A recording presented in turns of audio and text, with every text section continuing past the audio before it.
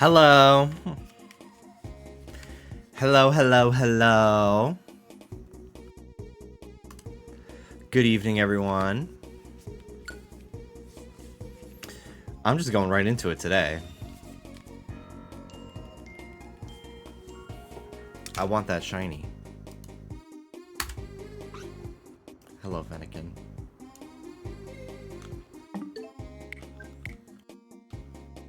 Hello, Fishman. Hello, Clefable. Jargon. Hello, Leafeon. Tavia, Pylite. Mituna tea. I'm having tea today. Lipton with honey. Hello, Orange Shy Guy. How's it going? Hello, Jimmy. I'm on week 3, day 1, phase 45 for Alpha Skarmory.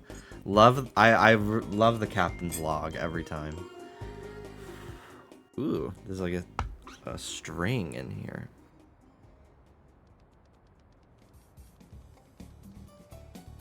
Doggy hair, yo. Do you guys like my mug? Here. I got it in Lake Tahoe. It's so pretty. It's like got like different textures. Like this part is glossy and then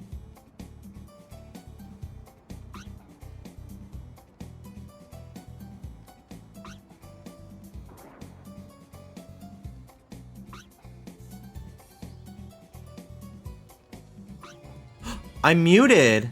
When did I mute myself? Have I been muted the whole time?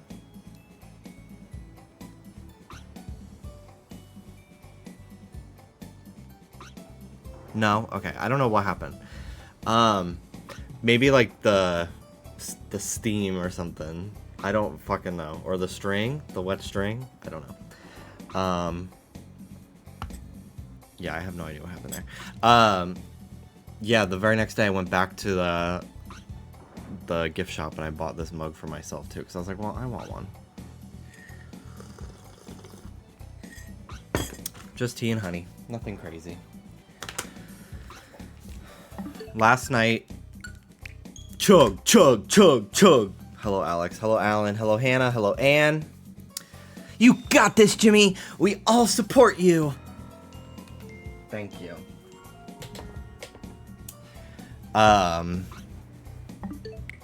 Last night, so Dallas started feeling really sick yesterday. He took a COVID test. He doesn't have COVID.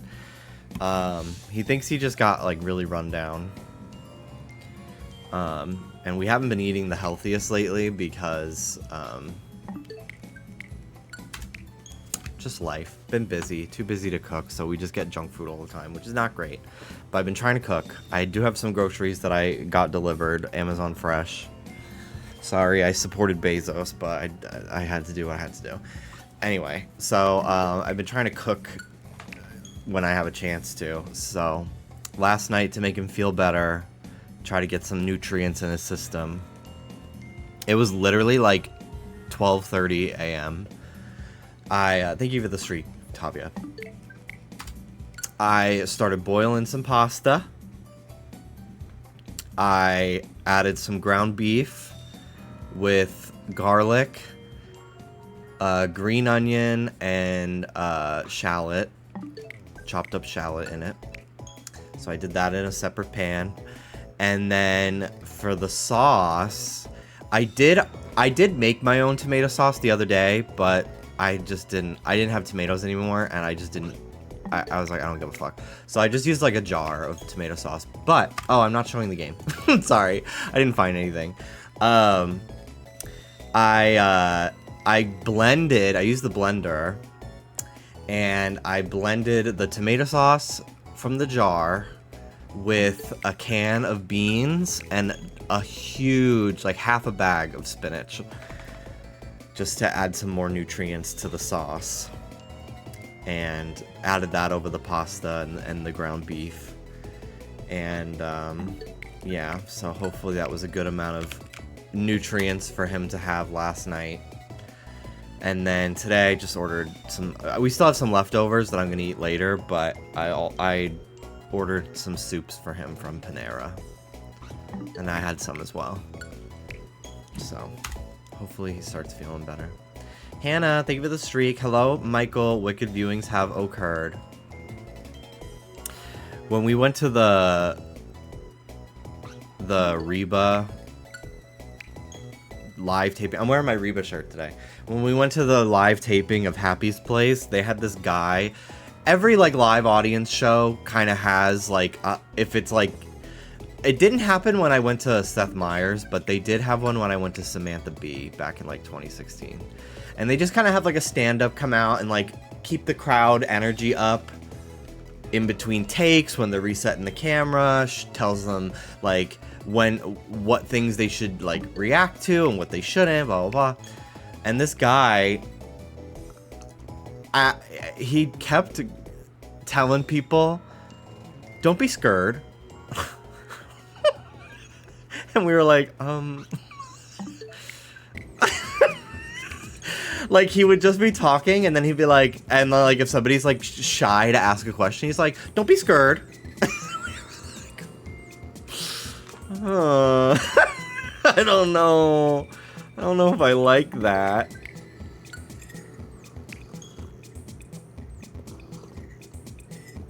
I had no idea Bach in the book was creepy as fuck towards girls. I literally hate him now. I mean, I didn't know that either, but I feel like I could have assumed that based off of the movie. Literally using Nessa for like 5 years just to get to Glinda. To look good for Glinda. Honestly, pretty much everyone in Wicked is a bad person except for Elphaba. Like, when you really think about it. Even Elphaba a little bit. For, like, going behind her friends. Although, was she friends with Glinda at that point? When she started getting feelings for Fiero? I don't remember. But she kind of goes behind her friend's back with her boyfriend. But we're going to just blame that on Fiero. He should know better. He's the one that's actually in the relationship. Okay, I totally forgot. So last night, I was like, I really want to raid Vanilla Mace. Because I really like her, and she's always live when I end my stream. And I don't know, I just want to raid her. I don't even care if she, like, even acknowledges it or what. Like, just fuck it. Like, I want to raid Vanilla Mace. Why not? She's great. So, hello, Bulba. How you doing? So... And I was talking about like, you know, I don't know. I don't look at how many viewers I have, but I know I don't have 6,000 like Vanilla Mace does. And I've raided friends of mine before, like friends. Like I don't know Vanilla at all. Like I would consider myself a fan of hers, yeah. And I do know people that have met her, but I don't know her, you know? So like so I've raided friends of mine who've like for example, I raided my friend, this is literally the only example I have. I raided my friend Ross once from Game Grumps, and he had a couple thousand people watching him, and I raided him while he was away in the bathroom so he didn't notice it, or maybe he was drawing and not looking at chat. I don't remember. But he didn't notice it, which is fine, like whatever. But then someone in his chat, some fucking probably straight gamer guy who loves Reddit, was like, puny raid. And that literally made me so self-conscious about ever raiding somebody with like more than 300 viewers ever again. Ever. And so I talked about how like, I'm so nervous to raid Vanilla Mace. Like, I don't want somebody to think it's embarrassing. Like... that I raided somebody with so few viewers, which is so crazy because like you could literally raid me with just yourself and I'll thank you. I'll say thank you for the raid because you didn't have to do that. You're sharing your community with me. Plus, I feel like when I've had people like raid me that I know have more than 2 viewers, but the raid only has 2 people, so I'm convinced that's like it's not counting in lurkers, like because like I don't know. But anyway, because like when I raid people, it's always like significantly lower amount of people than my view count. So I just imagine that it's only counting the active chatters in the raid. Anyway, I don't know how it works, but whatever. Point is, any raid, no matter what the size of the raid, is appreciated. And I do only have it so raids above 3 get an alert, but that's only because in the past I've had somebody with 0 viewers raid me over and over and over to farm shoutouts from my mods to get people to follow them, and it's fucking annoying. So I have it set to at least 3, but even if it doesn't make the fucking alert go off, I still thank the person because I see it in the chat. So anyway, long story short, so I was telling my insecurities about raiding somebody with 6,000 viewers, and shout out Joshua Tortellini said, "Are you really gonna let what some random Kia thinks dictate your life?" And I was just like, that's so true. That's so true. The one smart thing that Joshua Tortellini has ever said in their entire life. And I was like, that's so true. You know what? /raid space Vanilla Mace. I typed it out. I sent the raid over there. I said, okay guys, bye. Thanks for watching. Raid now, end stream. Opens Vanilla Mace's stream in a new tab. She's offline.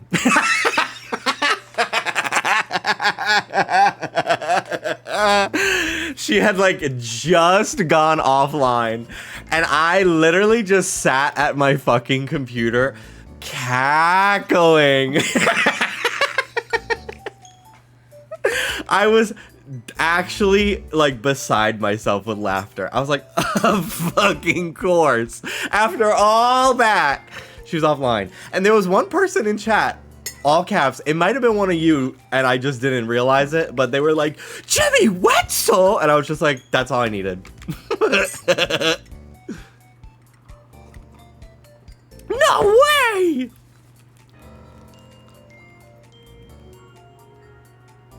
I went to sleep to her stream and saw that in the chat when I woke up.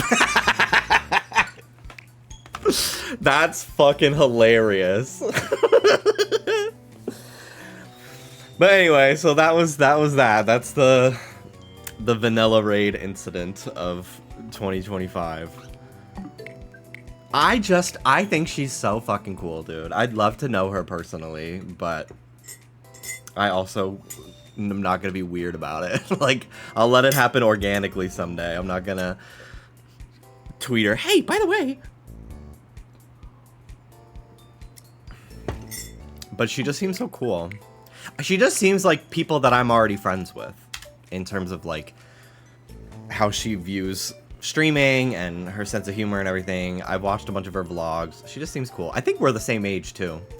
I just always assume, like, she looks young, but I always just assume everyone on the internet is older than me because I started doing YouTube and everything when I was 14, and everyone that I was colleagues with was in their mid-20s at the time. So I always just assume that everyone on YouTube is older than me or like 20. So when somebody like Brittany Broski, for example, is like my age, I'm just like, what? Nobody my age does YouTube. That's weird.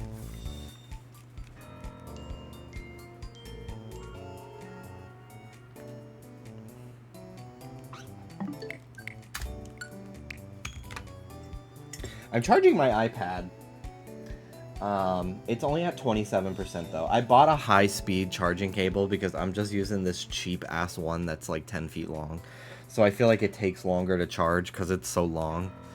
In my brain, it's taking forever to send the electrical impulses through the cable, which could be real. That could be thing. But I actually just think it's the quality of the hardware. That's the real problem. Vexatious, thank you for the 1-year resub. Thank you, thank you. But anyway, I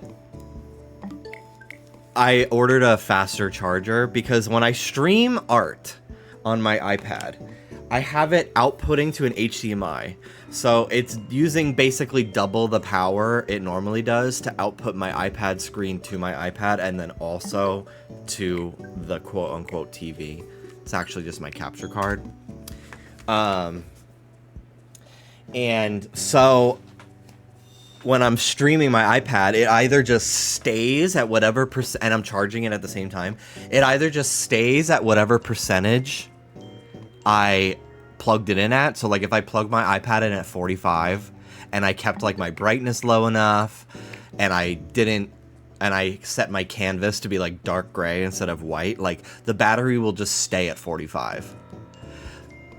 But sometimes it'll it'll still be depleting, but it'll be depleting a lot slower because it is plugged in, but it's using more power than it's getting from the cable. So I ordered overall pick charging cable for iPad on Amazon, so maybe that'll be better. I honestly just think, I mean, my iPad is like 5 years old at this point, so I think I just need to replace the battery. But whatever. A person who could absolutely not pull the same view numbers gagging you by saying puny is kind of funny. I know. I don't know why I let it bother me so much. Especially because at the time, I probably had, like, double what I have now, which I don't know how many people are watching right now. I always, for the last, like, couple years, I've kept my view count hidden. Just because it, like, I don't know. It doesn't, like, make me nervous or anything. I just like not knowing. Because I always preach that it doesn't matter, and it really doesn't matter. Like, to me. I always preach that it doesn't matter, and it really doesn't. So I was just like, but I still look at it. So I don't even want to look at it. I don't even want to know. I just kind of go off of, like, how many people are talking to me in chat. Like, to me right now, like, I have got, like 8 people watching. Because the last, like, 8 messages have been from different people. Like, I'm just like, whatever. I'm just who I'm talking to. Plus, Twitch now fucks with the viewer count so much anyway that, like, lurkers aren't counted. So, like, it's not even the real number anymore. Because I do know a lot of people watch me and lurk. Which is totally okay. Because I pretty much lurk in, like, most streams that I go to if they're not, like, a close personal friend of mine. Like, I'm not going to lurk in Mel's stream. I'm not going to lurk in David's stream, Lauren's stream. I can't shut the fuck up in my friends' chats. But, like, if I'm watching, like, Vanilla Mace or Hassan or something, I'm not chatting. So. It doesn't matter till you ask a question during a game and no one has an answer. And the one person who answers is telling me the wrong information, either to just fuck with me or they're just guessing. Wait, are lurkers now part of view count now? It's to combat bots, because I guess a bunch of big streamers were found to have, like, botted view counts or something. I don't care, because most of the people involved in that drama are all heterosexual men, and I don't fucking care. So that doesn't really affect me, but yeah, I do know for a lot of people, like, it can be very discouraging, but I tried to look at it as, like, a positive of, like, well, you could then just lie to yourself and say that you have, like, 2,000 viewers, but 1,950 of them are lurking, and, you know, that's okay. And so it says you only have 50 viewers. I say only as if 50 viewers is not a huge accomplishment to have. But you know what I mean? Like, don't let it bother you. I know it's easier said than done, especially, I definitely worry less about my view count now that I have a job outside of streaming. But when I was living in Florida and Twitch was paying my paychecks, and there was a month that was, like, a little bit lower than normal, I spiraled, bitch. I fucking spiraled. It was crazy.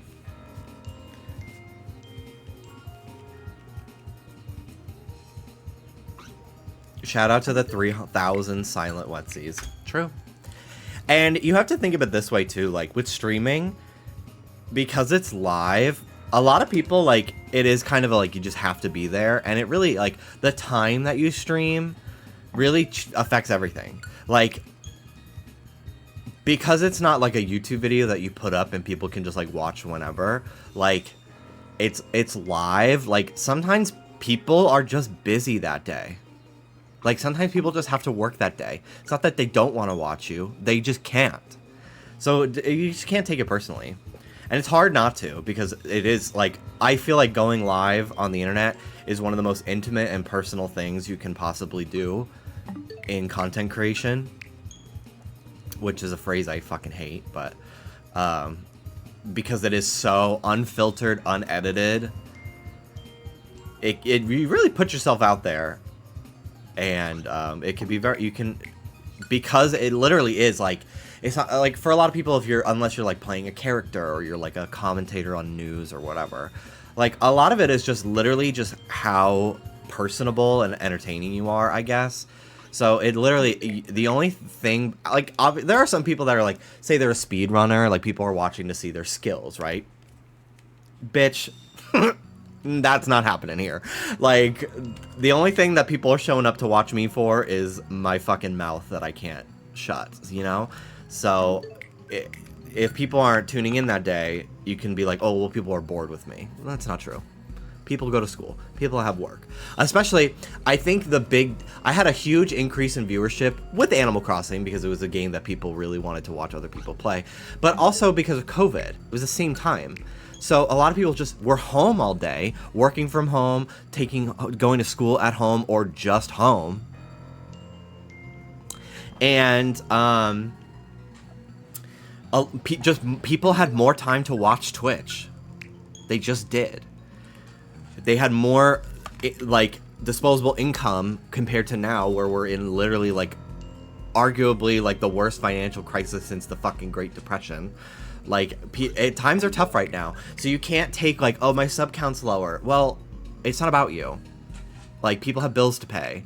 That now $5.99, not $4.99. Now $5.99, like, in the grand scheme of things, subscribing to a Twitch stream is, like, that's, like, less, you get less use out of that than fucking Netflix. Like, you know, so, and, like, if you gotta choose what to cut from your fucking paycheck each month, you're not doing that, you know. So you can't take it personally. It has nothing to do with you. And it's easier said than done, obviously. Like, I certainly, when I, like, started having, like, half the amount of subscribers and viewers I had in like 2022 versus like 2020 COVID, I literally was just like, oh, people are over me. People are bored with me for like a minute. And then I was like, no, bitch. They have a life. They're not home all day with nothing to do. And, like, people still like you, but they're not around. It has nothing to do with you. So. Come on, guys. Hi, guys. Doggies. Puppies.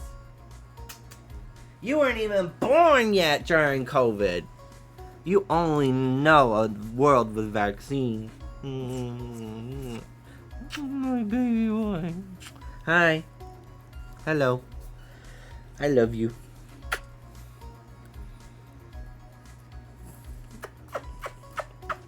I love you, little man.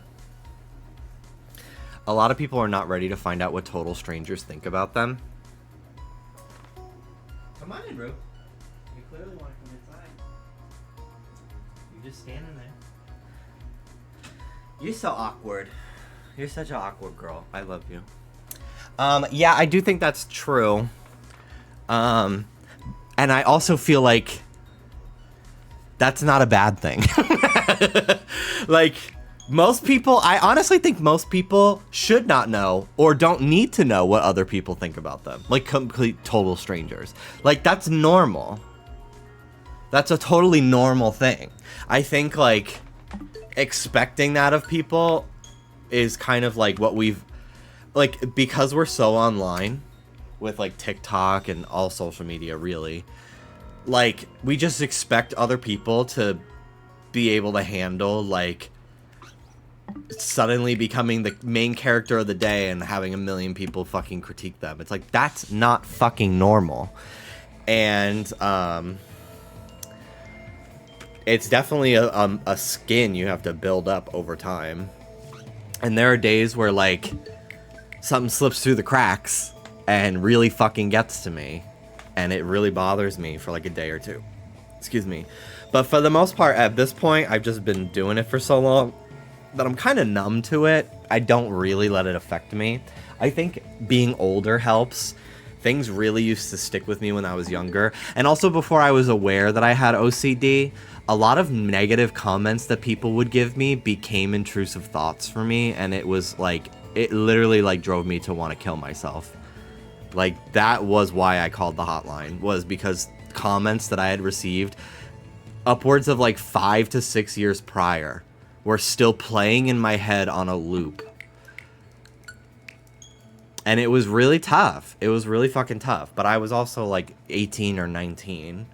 And eventually, like, you know, with therapy and medication and just life experience, those kind of things don't really bother me anymore. Like, I don't have those thoughts anymore. And now I'm able to, like, make fun of it. And be like, damn, well, you know, they were mean as fuck, and I hope they're dead now, but that was creative. That was certainly a unique way to insult someone. You know, so. But also, like, and thanks to Lumen, yeah. Love that you are in the know on that show now. That is exciting for me. But also, like, you also just realize that, like, truly anyone that is going to go out of their way to leave a mean comment on the internet is actually so embarrassing. Like, as you meet more and more people in the world and you start to, like, cut people off, if you've ever had to do that in your life, you realize that people who do that, you really like, people are always like, oh, those people are just jealous, they have no friends. That's true. People who do that, they, like, no one in their day-to-day life probably fucks with them. No, like, and if they do, they won't for a very long time. Like, they'll find out eventually that they suck. Like, it's so true that, like, the people who actually go out of their way to, like, it's one thing to talk shit in private with your friends. Everybody does that, I think, and, like, to a degree. Like, I'm not sitting out here fucking shit-talking people I don't like, wishing death upon them. I just go, oh my god, this is so cringe, annoying. This person gets on my nerves. Like, that's gossip. Babylon. Like, that's just, like, it's what humans do. But if you're gonna go, like, into somebody's comments and call them ugly, like, that's crazy. That's crazy behavior to do. No one would do that outside of, like, middle school or high school. And even then, in high school, like, I'm sure it varies per person and per neighborhood, but, like, most people by high school are like, why are you doing that to them? Why are you picking on them? That's so weird. So, like, so most of the time you can really just excuse, like, any negative, really, really just, like, vile, hateful comments on the internet. Outside, like, obviously some people are just gonna be fucking racist or homophobic or transphobic, like, but, like, even then, like, why are you gonna let that ruin your day? Like, they're the scum of the earth, and they're miserable, and their misery will take them down eventually. As sad as it is. Like, they're not long for this earth if this is how their brain operates. It will eventually consume them. So, it's not your problem. As morbid as it is, like, they'll be dead eventually. So, why do you care? And it's so hard to get to that point. It takes forever. And again, like, there are some days where, like, it just really fucking gets to me. And it's never really the content of the insult or the comment. My brain fixates on, like, why am I the target of this person? That's what it really is. That's what my brain sort of fixates on. Like, somebody call me fucking ugly. I'm like, I know I'm not. Like, I know I'm not. Because I don't think people are ugly. So, like, it's all subjective. And also, like, I have a boyfriend who loves me. Like, you know, like, I'm not chopped. So, if somebody's actually out there calling me ugly, it doesn't really actually bother me that they called me ugly. Like, sure, it's not fun to hear that, but I just don't believe it. But my brain then fixates on, like, why does this person hate me? How long have they been following my page and, like, stalking me to, like, and, like, what was the final straw for them to, like, want to actually be me? Like, I kind of get really fixated on that part. And nowadays, I literally just block the person. I just block the person. I used to mute people, but then, like, the idea of them always, like, looming, because I was like, I don't want them to even know that I saw it. Now I don't give a fuck. Because I remember there are some people who live for being, like, a troll. There's difference between, like, trolling is just, like, Trish being like, do dogs have brains? Like, you know what I mean? And then trolling to actually, like, try to drive someone to kill themselves. Like, there's such a complete difference in that type of trolling. Like, that's not trolling, that's harassment. You know, like, it's completely different. And so anybody who's, like, actually doing that online, like, the one thing that what I was gonna say was, one thing they love to do is, like, if somebody blocks them, then they screenshot that so-and-so blocked them, and they're just like, LOL, blocked by so-and-so on this date. Like, they, like, wear it as a badge of pride, and that's typically, like, a younger, like, Stan Twitter thing to do. But I always knew that people did that, so I didn't want to give them the satisfaction of, like, seeing that I blocked them. But now I'm like, No. Like, my shit, no matter what I put out there, I'm too hot, I'm too funny. I'm like, they don't deserve to get to like see anything that I have going on. They don't get the privilege of getting to keep up with me in any way. So I'm just gonna block them. And then I don't have to like have it in the back of my mind. I'm like, well, I'm sure this person is screaming at me from the void all the time. But they're muted, so I can't see them, but I'm always thinking about how they're out there. Like,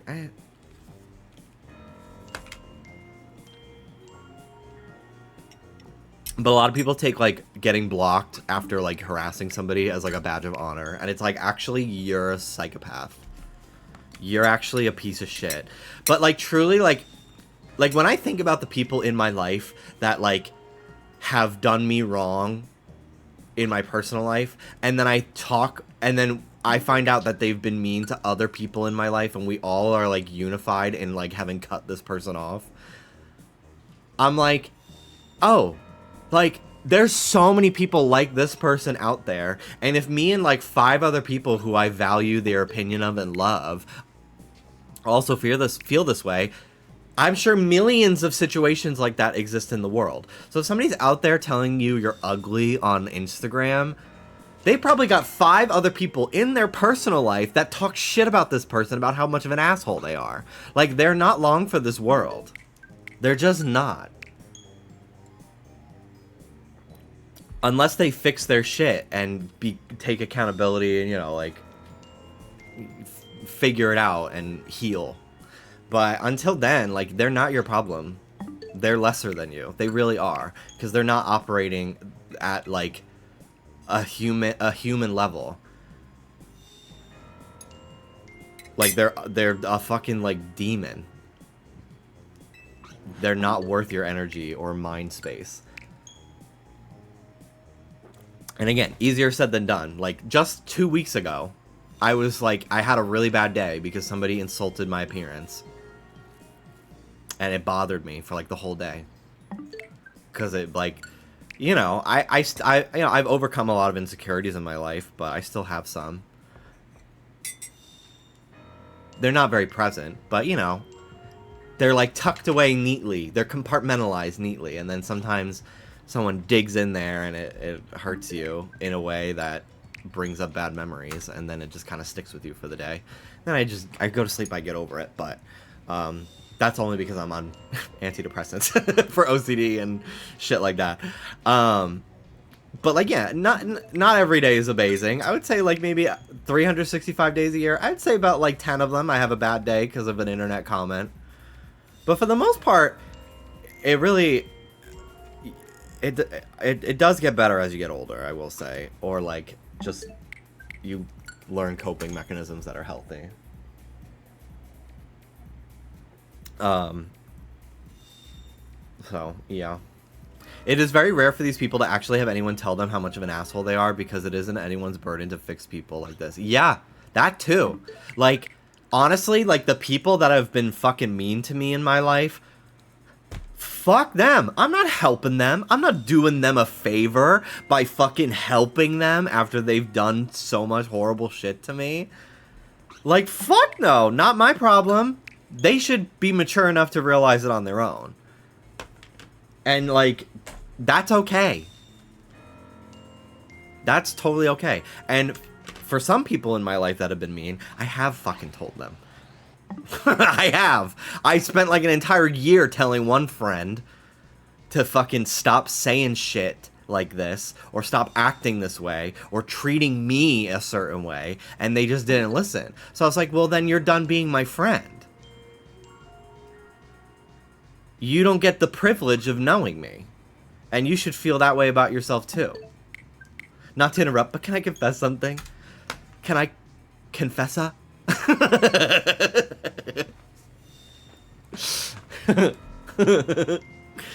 I'd like to leave Munchkinland. I want you so badly.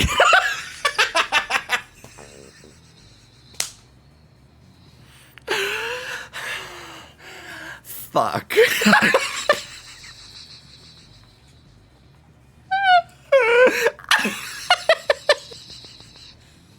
Sorry, I hit enter early. It's okay, girl.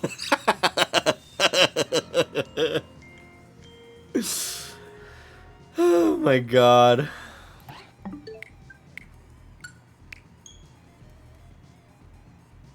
That's so crazy. That's so crazy.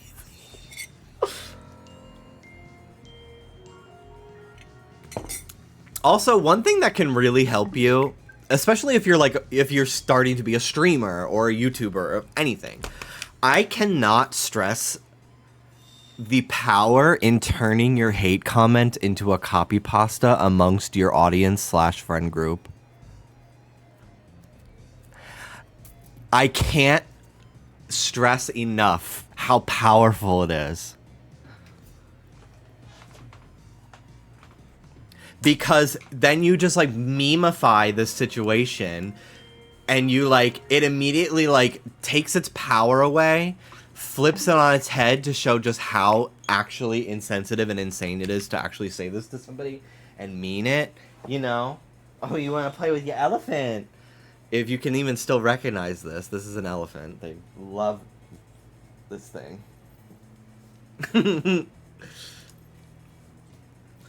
He loves the elephant.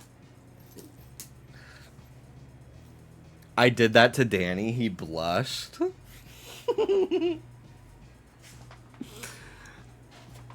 That's so funny.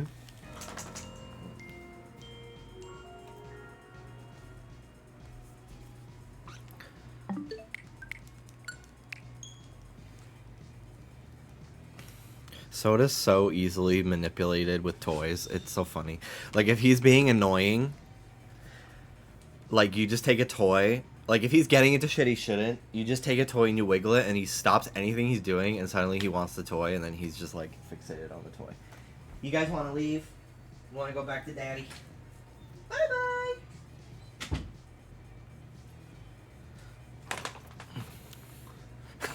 Just FYI, Soda's streaming Fortnite soon, so if you don't get any views, that's why. I actually thought about streaming Fortnite today because there's only a few days left of the Simpsons pass, and I really need to finish it because I want Homer. And there's also like a boosted experience this weekend or something, so I thought about playing some Fortnite tonight, but I really want to get this Fennekin because I want to move on to fossils, and I don't feel like setting up this hunt again. Gee, thanks for the reminder. I genuinely think you would fucking love Fortnite. I really do.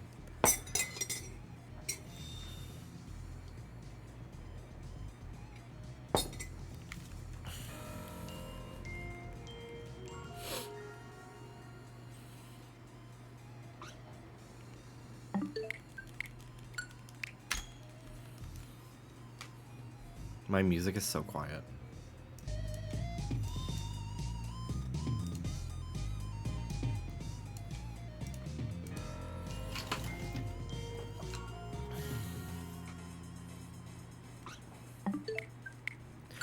I put a Sploosh-O-Matic in Fortnite and we'll never see her again.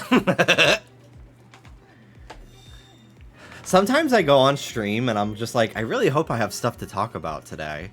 And then I talk for fucking 45 minutes, uninterrupted, about a topic. And it just flows out of me. And I'm like, wow, damn, I'm good. And this is why people show up. You have a whole college lecture. I know. You should start a podcast. People tell me that all the time since, like, going on Just Trish. Like, people who watch the podcast, like, you should have your own podcast. And I'm like, that's kind of just what this is. You know? I feel like I wouldn't have anything to talk about on stream anymore if I had a podcast. And I really love, like, a live, unscripted format like this. It allows me to not dwell on what I am saying too much.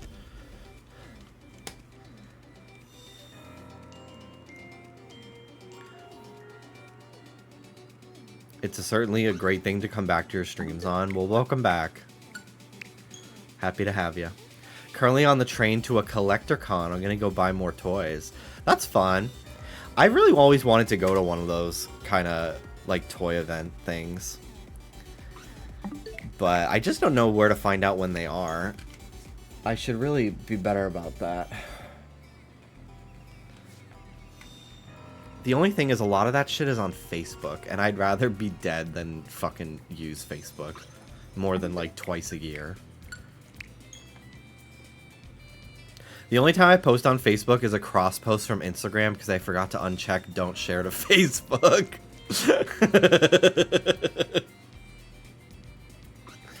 Last time I got 2 fat retro Pikachus and a figure of Brendan Pokemon. Was it like a statue, like one of those like big statues, or was it like a scale world, like a little? Or was it a Pokemon, the Pokemon trading figure game? A short-lived but iconic. It was tiny for an old board game. It's probably that then. Maybe. I'm an impulse spender. I can never be told that a collector con is happening near me. Me too. It's tough living next to, not literally next to, but like there's a huge Amazon warehouse near where we are, probably like a few hours away. The fact that like even without even needing to like I just get Prime shipping, but like shit always comes either the next day or the next morning for free because it just will get here that fast. I'm like,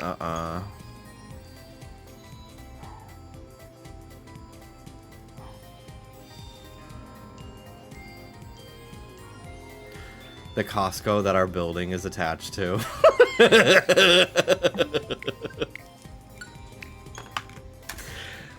Genuinely, I would love to live in a Costco. I know that they made fun of that in Idiocracy, but like actually, that would actually be the worst thing ever because then all of my neighbors would have zero spatial awareness and I'd want to die, so.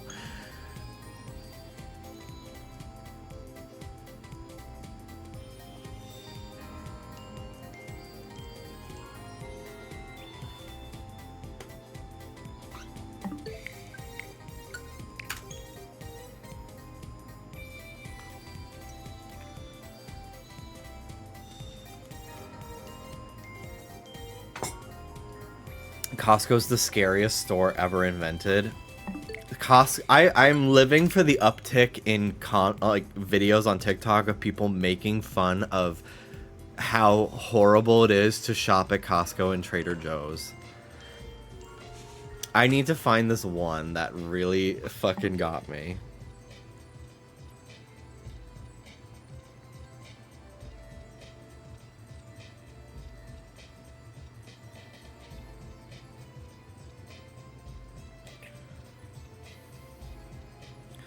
It's probably in my likes. Did I send it to Dallas? Maybe I sent it to Dallas. This is one I didn't expect to want to show on stream, so I didn't put it in my stream folder.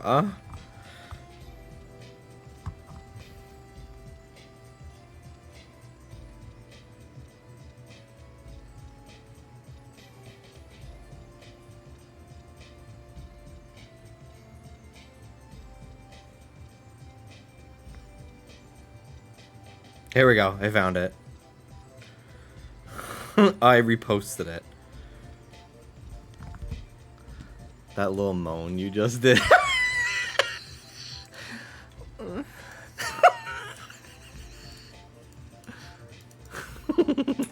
I'm sorry. It may be the fucking like 10-year-old humor, but God, going is fucking hilarious. It just is. Okay. This fucking TikTok cracked my shit up.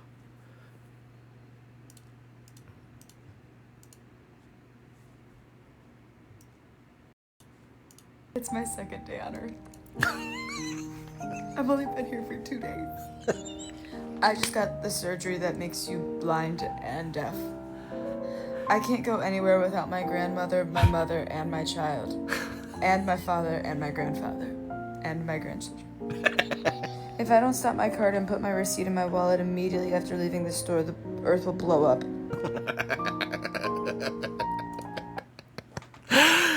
Oh my God. And it's crazy to me because Dallas is like, how come everyone complains about what it's like to shop at these stores, But we're the only ones when we go there weaving in and out between people. Like, where are all the other people who are annoyed at how people are shopping at Costco? Just not there at the same time as us, or like just not as numerous? Yes, BJ's. When we used to go to BJ's when we lived in Florida, because I got a year membership for like $20 off, and it was great. We would get our gas there. It would be like $2 in Florida, in Jacksonville at least. So we were very familiar with BJ's, and it was never as crowded as Costco is out here in LA, unless it was like before a big holiday. Then it would be fucking hell. But I did love BJ's. Costco's better though. Just in general, I feel like their original products, the Kirkland brand or whatever, is pretty great. If they tried to do Costco here in England, I think it would be like blown up or something. English people are insufferable enough. It's crazy. Especially out here in LA, it's just such a big city that there's no time you can go where there's going to be less people. There's always thousands and thousands of people at Costco no matter when you go, and it's just... It's like mind-numbing how stressful it is. Trader Joe's, the parking lot is horrible, and it can be very overwhelming if you go to a new Trader Joe's that has a different layout than the one you're used to. But after you've gone to Trader Joe's maybe 4 or 5 times, you kind of remember where most things are. But I will say a lot of things are often like so far apart from each other for no fucking reason. Like the cheese and the milk at mine are like 3 aisles apart. And I'm like, why? Why? That makes no sense. That like bothers me so much. It must be so freeing though to not give a fuck about people around you. Yeah, I actually like really envy that I do have some sort of sentience that other people just haven't been turned on yet. There are times where I truly am like, is consciousness a thing that turns on at random points for other people? Like, are some people not even conscious until they're 50? Because that's what it fucking feels like.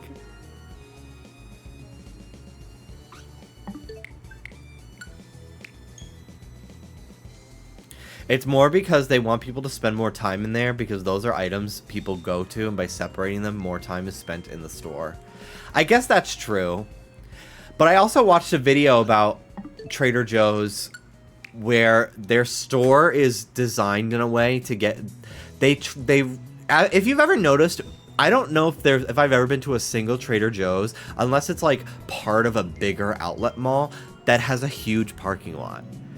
And I think I watched a whole video about Trader Joe's whole strategy is to get people in and out of their store as fast as possible so they can have the most amount of their real estate, like their actual property, dedicated to the store itself and not have to have as many parking spaces, because people are in and out so often, there's never like a buildup of parking.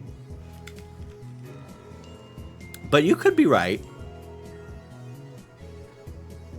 But I watched a whole video that on TikTok that could also just be bullshit. But they were like, yeah, most Trader Joe's, they often like don't have a big parking lot, so they don't have to pay as much like property tax, and then they can have like the maximum amount of like square footage dedicated to just their actual store, so they design the store in a way that people can get in and out very quickly. So the parking spaces are always, they're filling up, but they're also vacating very quickly as well. Could be just bullshit. I could just be fucking saying shit, but I find it very confusing.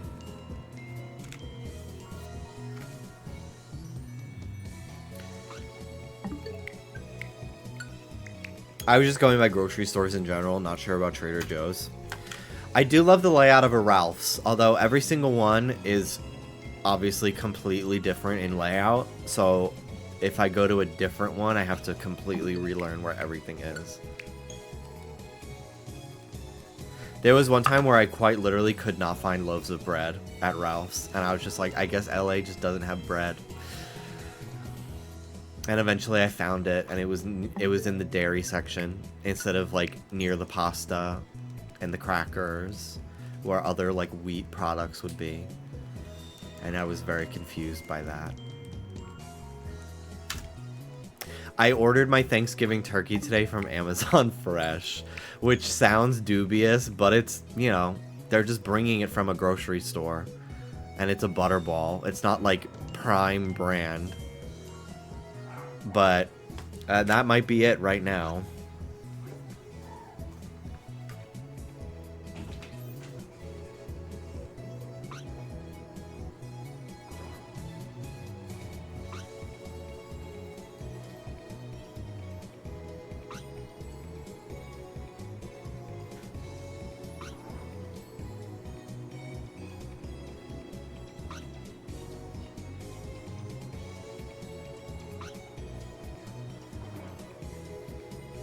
It was not. It was my vegetable slicer. Let me check though, because sometimes they leave the food in the fucking mail room, and I don't want that.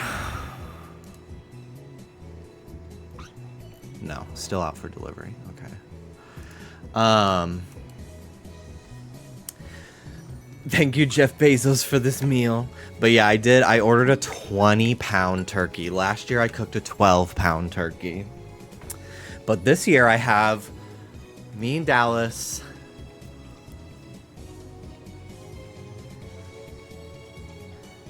Me, Dallas.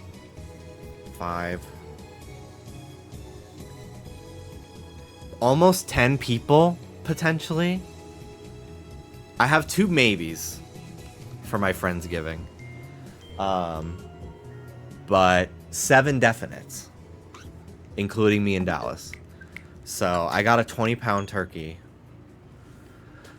because it feeds 10 to 14. So, and I like to have leftovers. I'm not making all that food not to have a little bit the next day. So, but yeah, so I got the turkey. I have to like actually sit down and make my shopping list. And I'll probably end up using Amazon Fresh for that as well, just because we don't have a car right now. And I could just Uber, but so yeah, I'm gonna make my list. But I wanted to get the turkey today, cause last year I got it on that like Monday or Tuesday, and it was only 12-pound, and it wasn't fully defrosted by the night before, so I had to like, you can defrost it in like a couple hours if you like leave it in water. So I had it defrost in the brine that I made for like the last like 20%. But because this turkey's gonna be so big, I'm more nervous about it. So I wanted to get it 5 days ahead, so I have plenty of time for it to defrost before I do everything for it on actual Thanksgiving. But yeah, I'm having a Friendsgiving again this year, and I'm excited. We're gonna have a pretty decent turnout, which will be really fun.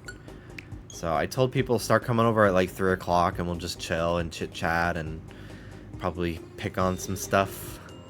I might make like a bean dip as like an appetizer kind of thing. People can watch the parade rerun, and I'll be in the kitchen doing the last finishing touches on the food. I'm gonna be cooking Wednesday and Thursday. So yeah, I'll be hanging out with friends, just friends. But I'm very excited about it. I've honestly done more. Well, we would go to Dallas's parents' house on Thanksgiving in Florida. But Thanksgiving, for most of my like life, I feel like Thanksgiving stopped being a holiday I celebrated with anyone outside of my dad and my grandmother. Like just and my sister. So it would just be like literally like 5 of us. Because my grandpa would come too, but I forgot about him. So it'd just be like me and like 4 family members on Thanksgiving for most of my teenage years. I stopped seeing most of my extended family for a little bit there. I don't really know why. Just life, I guess. Same with like Christmas Eve. Christmas Eve used to be like a pretty big holiday for my dad's side of the family. But after my mom passed away, a lot of things in my life changed, so. And then even Christmas Day, we used to spend Christmas Day with my mom's side of the family, and then as some of my grandparents started dying, family started moving to different states, it became less and less of a thing, and like I honestly I can't even remember the last time I like saw anyone on Christmas Day. I think I would just like stay home and maybe stream or something. I don't fucking know. But yeah, it wasn't until I started dating Dallas that I actually like did things on holidays, because we were in Florida and I would go see his family, and sometimes we would drive up to New York as well. But yeah, typically it was just with Dallas' family. So I'm excited to like actually have something to look forward to on Thanksgiving instead of like trying to avoid talking politics with extended family. I can just like be surrounded by my woke friends and live in my little echo chamber of comfort. It's crazy to me that Black Friday is now like a 2-week long thing. Like I was getting Black Friday deals November 1st on TikTok. I was like, are we serious?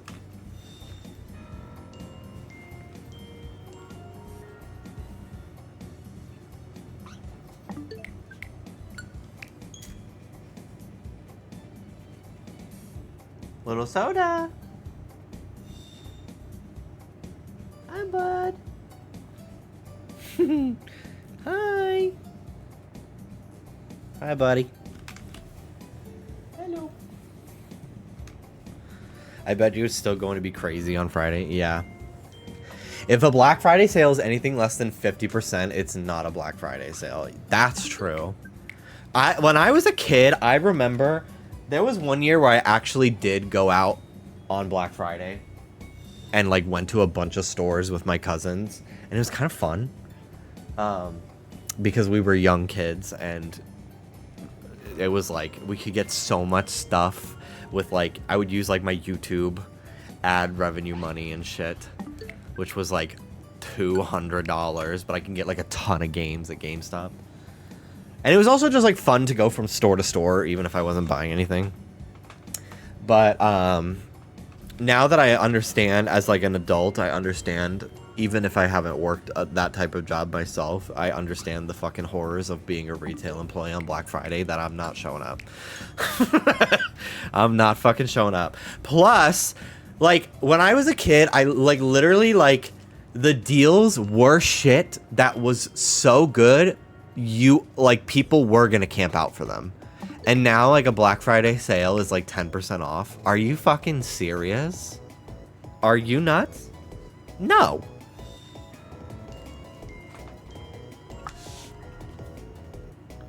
I don't think I ever camped out for anything on Black Friday. Hi, buddy. Come here. I keep getting emails and texts about 30% off, and that's like not any different than any other sale.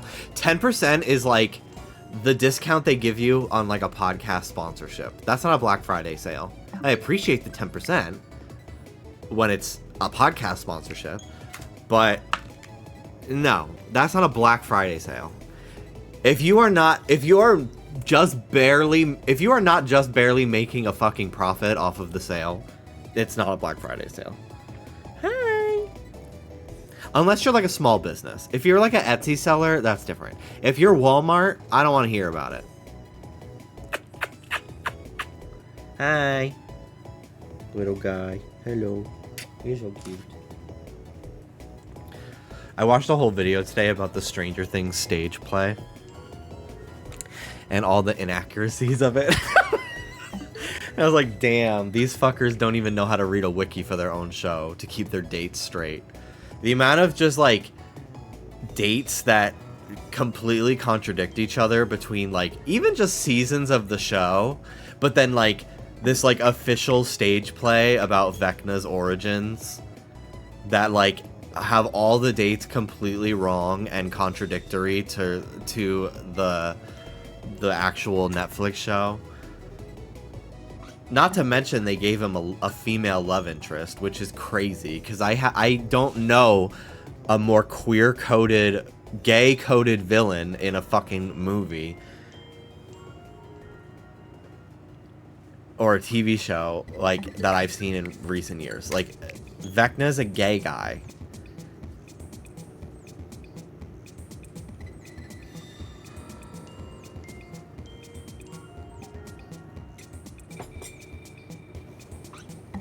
The Duffer Brothers stopped giving a shit after season 2. I'm a hater, sorry. Interesting.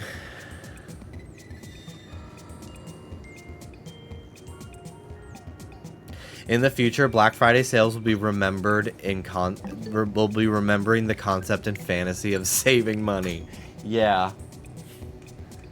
It's so, like, it really is so fucking crazy where we're at right now in terms of, like, inflation in the economy. And it's been, like, a known issue for so long, and it just feels like nobody in the government gives a fuck about solving it. Because their biggest donors benefit from it. So it just doesn't, like... I don't know when this experiment of America will, like, start to collapse, but... Next year's the 250th anniversary of America. And typically that is, like... When an empire starts to collapse and it either reinvents itself or is gone. That's, like, literally, like, the year mark that shit starts not working anymore. Where did I find that out? Dallas. Where did he find that out? TikTok. And then we will be Pan Am. Yeah.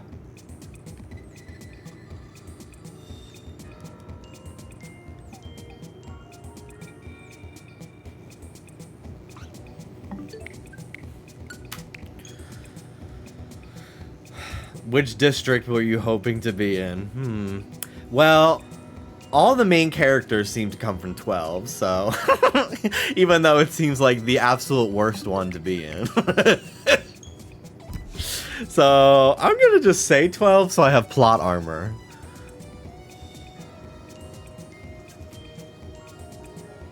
That being said, they have the least amount of winners, so maybe my odds are not great. You will be a coal miner. Well, at least I'll be jacked. At least, well, no, then they're all starving. So I'll be toned, but I will be emaciated from not having enough food. So, black lung. Yay! My favorite Hunger Games theory is only America, Pan Am is like that, and the rest of the world is normal. I literally wonder that when I watch those Hunger Games movies. I'm like, what does Europe think of what's going on over here? Do they flee to Canada? Is that like, I feel like that, or is like all of North America Pan Am? I don't remember.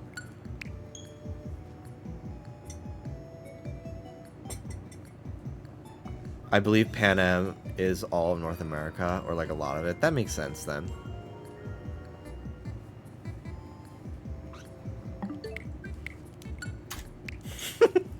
That one fucking meme of that lady, I think she's on Joe Rogan, and they always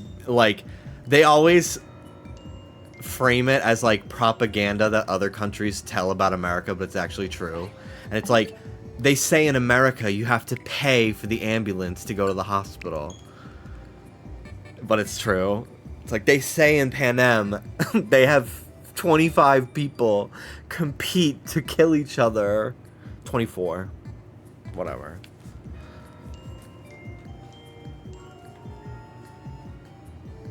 They call it the Hunger Games. Canada and Mexico have some districts. Okay.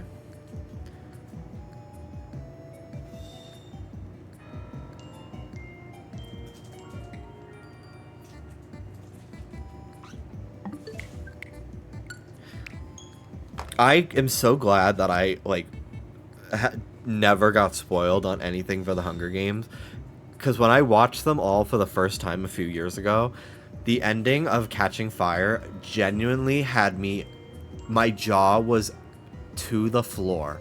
I was so earnestly pogging for the entire last, like, 10 minutes of that movie. It was so crazy. It is like one of the greatest movies I've ever seen in my whole life. And I knew none of what was happening before going into it.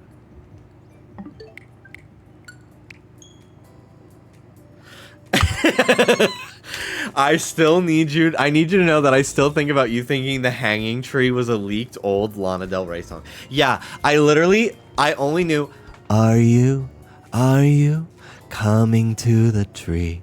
I only knew that from Vine, and I thought it was like an unreleased Lana.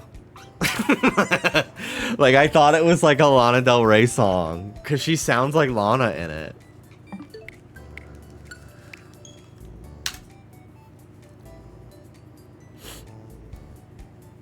Hi, Ruby.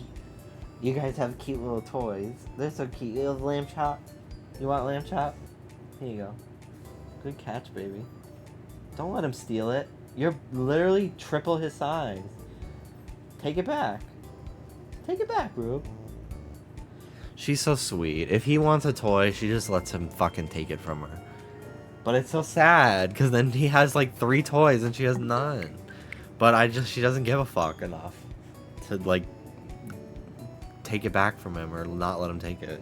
She just walks away. You're not a very nice little brother to her, I gotta say. Here you go, Ruby.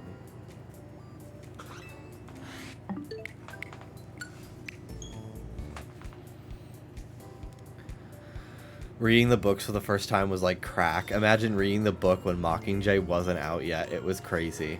That's probably how I felt when I got to react to Steven Universe Jailbreak for the first time before like that song before Stronger Than You like went viral on Twitter and like a bunch of new people started watching the show because of that song. Like getting to watch the show build up to that in real time was so gaggy. I still haven't heard Sunrise on the Reaping. You haven't read it? Or audiobook. Yeah, I haven't read it. I haven't read any of the books. Dallas does own it. He did buy it. Dallas has read the books, I think.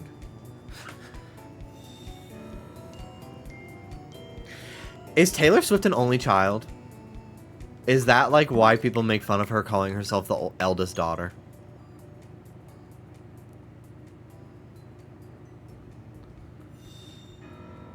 No, she has a younger brother. Oh, okay. I still think it is corny as fuck to refer to yourself as the eldest daughter when you have one other sibling. Like, I'm not calling... Now I am the oldest child because I have two new step-siblings that are younger than me, but, like, that doesn't count. I got those step-siblings last year. I have one younger biological sister that I had for my entire life. I don't call myself the eldest brother, the eldest son. I say, I'm the son. She's the daughter. I am older than her.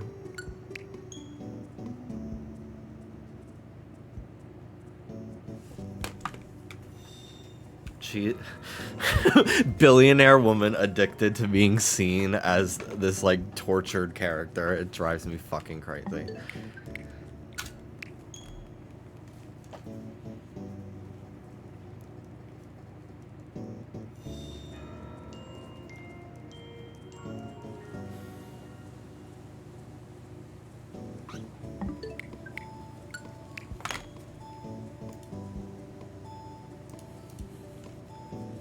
The eldest ring?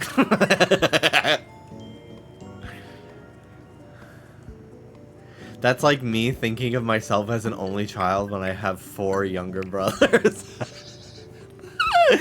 That is literally the type of, like, overly dramatic, like, fucking, like, not even deprecating, but just like, oh my god, like, you stop doing that shit when you're, like, 16.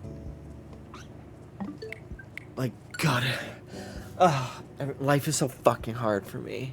Nobody understands me. I'm an only child with 4 siblings. Like, come on. And yet, here she is.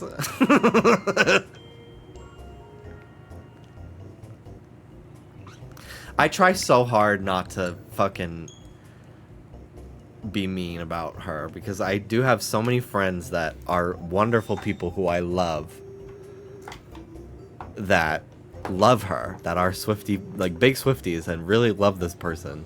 So I try not to shit on their diva too much. But, oh my god. Oh my god! It's crazy. It's so crazy. She got famous at 15, so never had to grow out of it. Fair.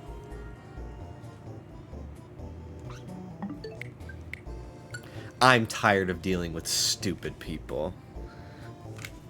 So true.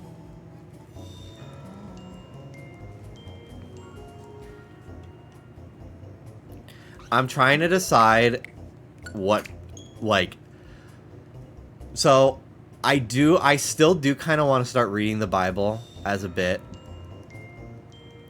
Because I think it'd be so funny if I, like, talk about a fucking insane story I read on stream. But I'm like, well, what edition of the Bible do I buy?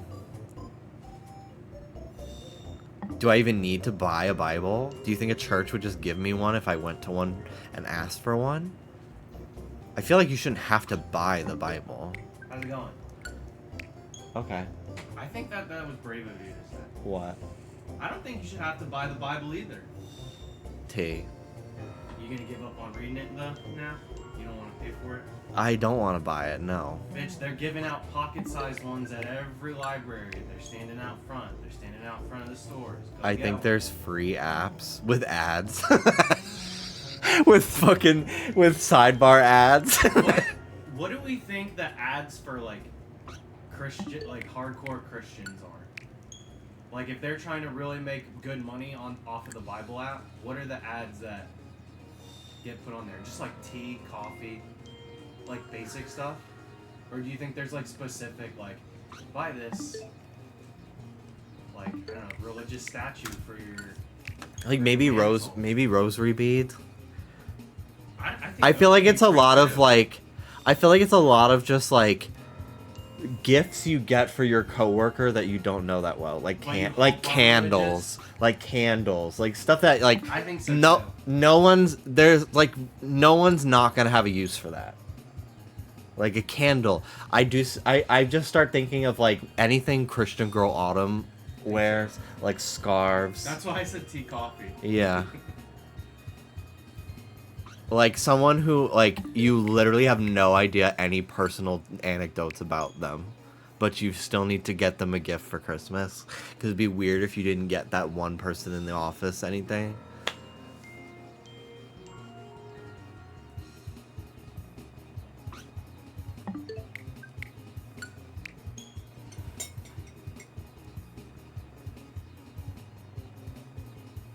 And like I said, if I do end up reading the Bible as a bit, I'm only reading the Old Testament and the Book of Revelations because I quite frankly don't know. Read Revelations, I just said I'm going to only read the Old Testament and Revelations. I literally said it. That's where shit gets good. I literally said Revelations milliseconds before you interrupted me and asked me about Revelations. I'm sorry, my head's clogged. They should do Bible recreations, but it's Family Guy. I would watch Passion of the Christ, but it's Family Guy. It's Peter. Like their Star Wars episodes? He's constantly... Peter Griffin sliding the fucking big door to the tomb, open and closed, open and closed. Yeah. When he's carrying the cross and he falls, he hurts his knee and he goes, Ah! Ah!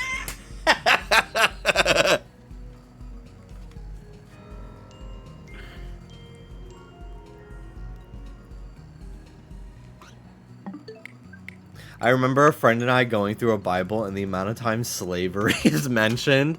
Oh yeah, that's like Moses' whole fucking story is freeing the slaves from Egypt. I mean, why do you think Christians Christians love the fucking Confederate flag. The Bible Belt? Are you kidding me? They go hand in hand. Like, holy shit.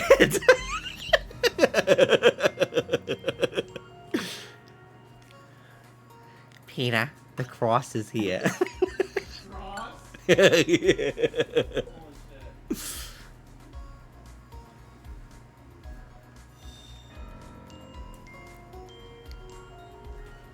That is what I was doing, Michael. Thank you for noticing.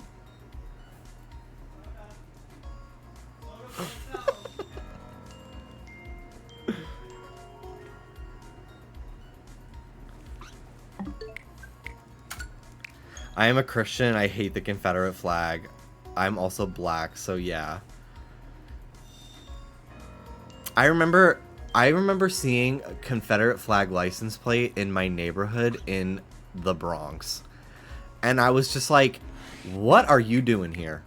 Like, this is the Union, baby. You're a little out of your comfort zone here. You're a couple states too high. What is this doing here?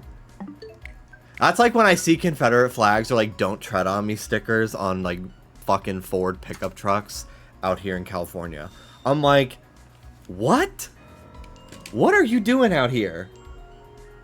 I don't even know if California existed yet. But that's just me not knowing anything.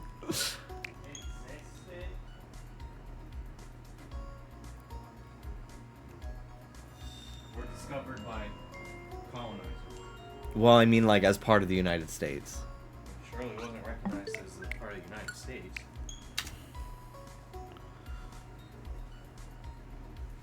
You think California is one of the 13 original? No. We should play Smarter Than a Fifth Grader again. Yeah, we should.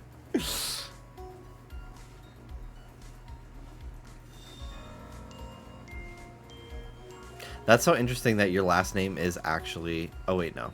Take out the Lucario. I was going to say, because I did have a girl in the grade above me, and her name was Kayla Lucario. And when the fucking Diamond and Pearl movie came out about Lucario and the Mystery of Mew, I literally was gagging. And then they called her to the main office one time. They were like, Kayla Lucario, please come to the main office. Kayla Lucario, please come to the main office.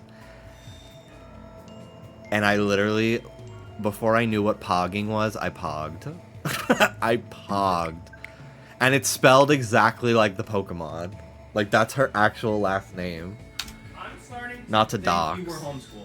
And I just... you make up every name of all the kids you went to school with. No! They're real! You look around and you look at what's available.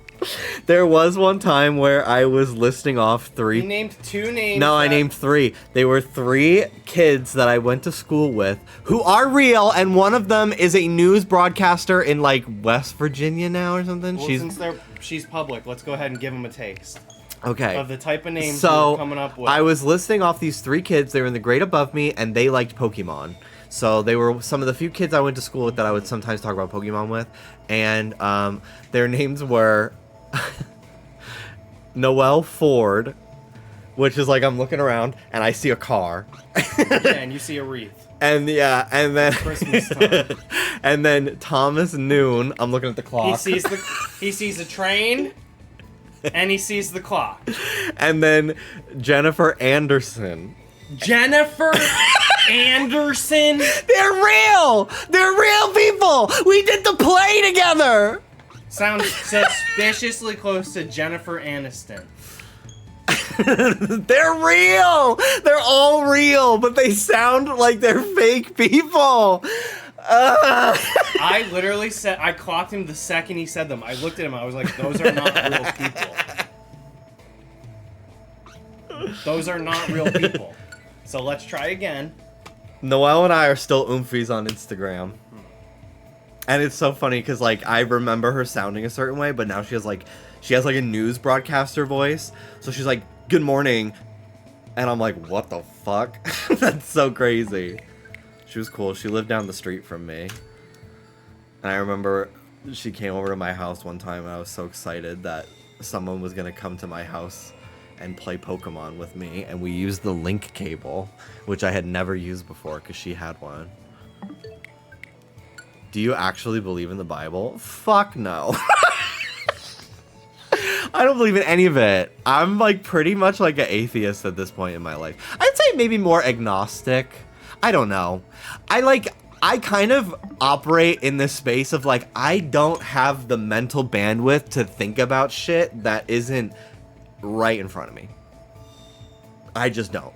Like, I believe more in like energy because that is like a proven thing that exists. Like, matter, energy is a form of matter, and matter cannot be created or destroyed.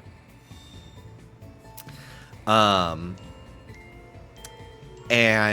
I think consciousness like is such a really fascinating thing that I feel like we as humans like don't really understand. I had a very tough life. Like, I sometimes feel very like almost like insecure saying that, but like actually when I like to say all the shit that I went through out loud, like holy fuck. Damn, like fuck. And for a lot of it I did pray to God to like make it stop, and I must have been on call waiting, because I don't think that message was ever heard, because it just kept going for another like 7 years of just like, yeah, my mom died, and I was bullied as a kid, and then my mom died, and then I was abused by my stepmother for like 7 or 8 years, and physically abused by other people in my family. Like, just fucking constant shit. And I'm like, hey, can you make it stop? And then it didn't. So I'm like, I don't know if I really believe there's a guy making shit happen. And if he is, I've got a couple fucking critiques, you know? So I don't necessarily believe in any of that personally. But I also like, I understand that for a lot of people it gives them a lot of strength. Like, to be the opposite side of the coin, my mom dying made me like completely lose any sort of Catholic upbringing that I had. Like, it completely disillusioned me with any of that sort of like kind of bullshit that I was being taught. Meanwhile, my dad, like, he clings to that because he's like, I'll get to see her again one day in heaven, and like I use prayer to talk to her and stuff like that. So I totally like respect for a lot of people like the sort of like comfort it brings them. I think as a gay person, I have an added level of disillusionment. I should just not try to use big words. I have another level of like eyebrow raising. Huh? There we go. I should speak in brain rot. Because so much of like Christianity, Catholicism, all that shit is like used to oppress people like me and people that I love in my life and care deeply about. And has made their lives actively worse because their families cut them off because they're gay, or they kick them out of their house because they're trans. Like, I feel like that, like, I have a disdain for the people who use what should be a beautiful, like, way of living as, like, a weapon to oppress others. So I have a lot of issue with that. So that is sort of like where I fall. And I do love to dunk on it just because I grew up Catholic, and I grew up I literally like in high school had to write essays about why like abortion is a sin, about why being gay is a sin. Like, my homework was to write about like who I am as a person being fundamentally wrong is crazy. I wouldn't do it. but I'm like, no. So I don't fuck with it. I think it's kind of bullshit. A lot of the rituals to me read cult, and I think people are a little too afraid to acknowledge that. But I'm also not gonna like say that every single person that is religious is a bad person, because I know for a fact that's not true. I know many in my life that do find a lot of comfort in religion, and they're really nice people, and it just has different meaning for them than like the general fucking Bible thumping, Trump supporting Christian and shit like that. And I'm more so dunk on it because it's punching up. Like truly, as much as they love to tell you they like a fucking like white Christian is the least oppressed. A white heterosexual Christian is the least oppressed person in a fucking America. They just are, especially if they're a guy. So like, I'll make fun of it all day. Like, it's not that's punching up. That's what like humor is supposed to be. Especially if it's like takes from my own lived experience too. I feel like it's a way for me to take ownership of it. Plus it's just fucking funny. It's just funny. But yeah, it's very much like when I make fun of straight people. Like, I do have straight friends that I love, but they're heterosexual. They were just born that way. They didn't get to choose who they are, you know? So I can't fault them for that. But I love to make fun of straight people because they deserve it. So, anyway. Reba!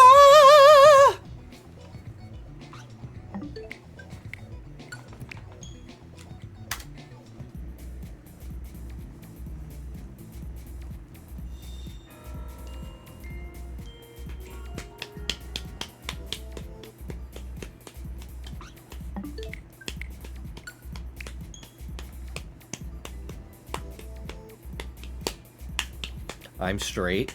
And thank you. Thank you so much for your allyship. Unless you're homophobic. And then I'm like, well, why do you have a sub badge? And I'm Ellen. And my name is also Ellen.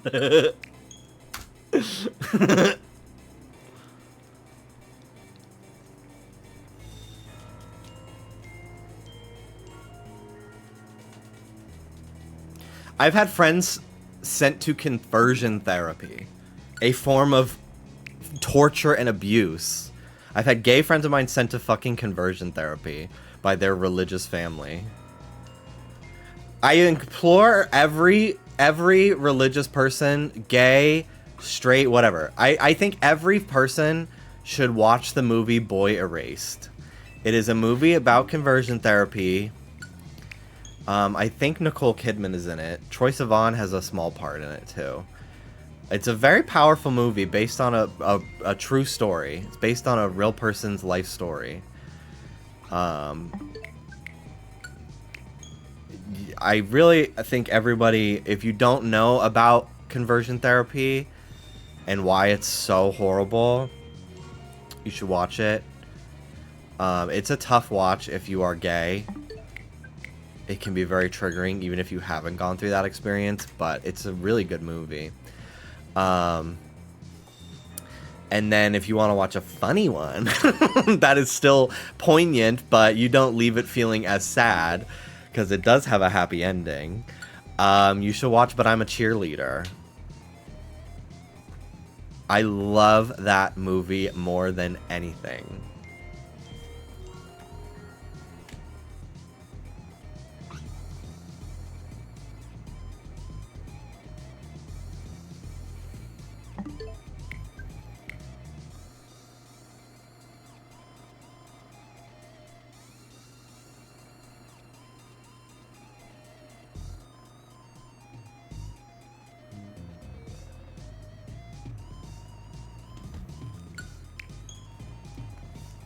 It has RuPaul in it, Natasha Lyonne.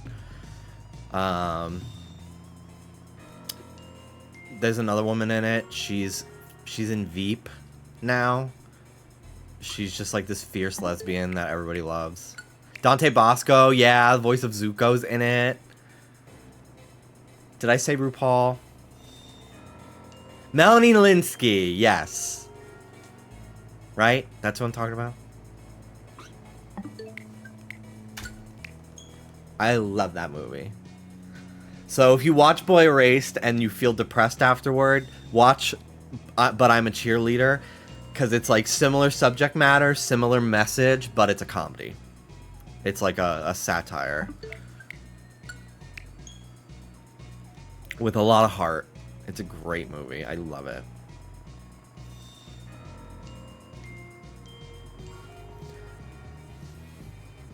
But yeah, in terms of like believing in God to me is completely different than like being religious. Like, I don't think that like not being religious doesn't mean you can't also believe in God. And I don't personally, but I also am like, I got too much shit going on in my real life to worry about this thing I can't see that I probably won't even have to deal with until I die. Like, I don't really worry about if there's a heaven or not, because I'm like, well, I'll find out when I die. It's not really something I'm going to deal with right now. I've got rent to pay. It doesn't give me strength to believe in it personally, so I don't, whatever.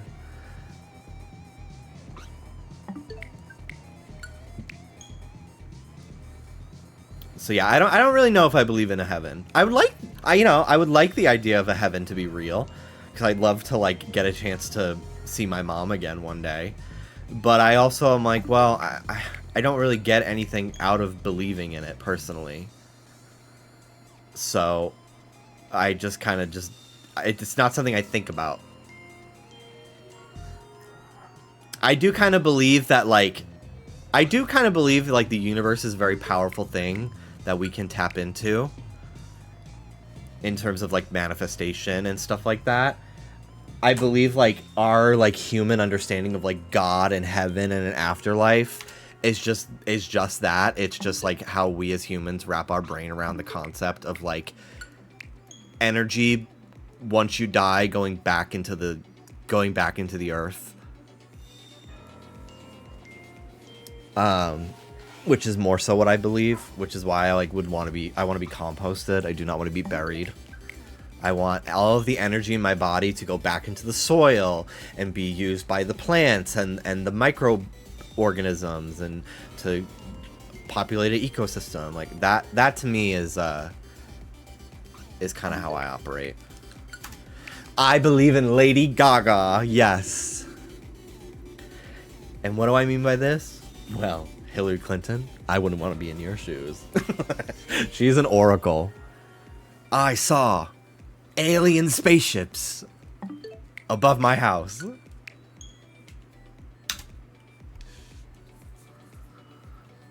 I think that reincarnation is a nice thought. I actually do too. I think I believe more in reincarnation than I do like heaven. I kind of think that our souls live thousands of lives to learn new things. I don't know if I necessarily believe that we choose the lessons we want to learn before we go in. But I definitely do think that our souls learn new things in each of our lifetimes. I think that's actually a really beautiful way of thinking about the universe.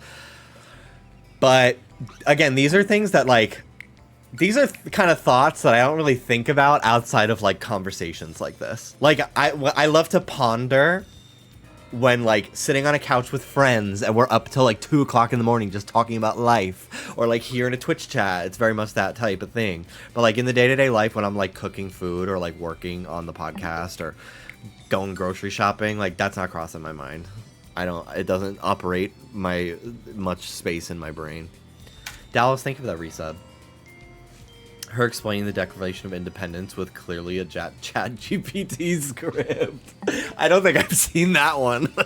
I love the one of her fucking being mean as fuck to this person in her Instagram live chat who literally was just like, "Hey, queen." Like, she pulls up, "This you? Don't ever come to my live again, or I'll fucking kick your ass." It's so funny. I saw alien spaceships above my house. You are under spells! You are under spells, people! That was big during the Labubu craze of this year. Videos of Labubus. You are under spells!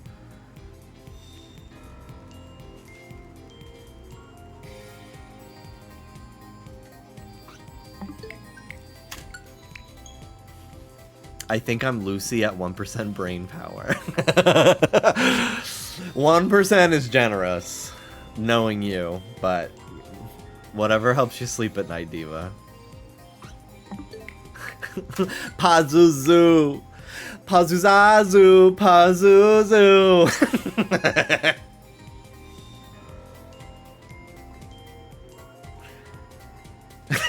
Now take up all your clothes.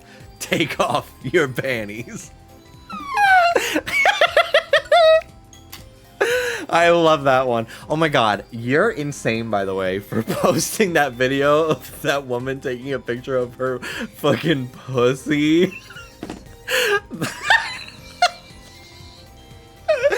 That was maybe one of the craziest things you ever posted. I was like, girl, this is a lot.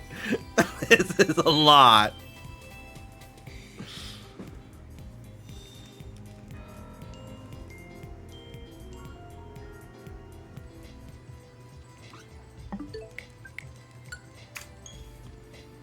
You couldn't see anything. I could. Because it kept showing up on my For You page. Oh, that's Natalie Nunn? I actually have no idea what that woman looks like. But I know her name. And I know the chin check lyric or whatever the fuck.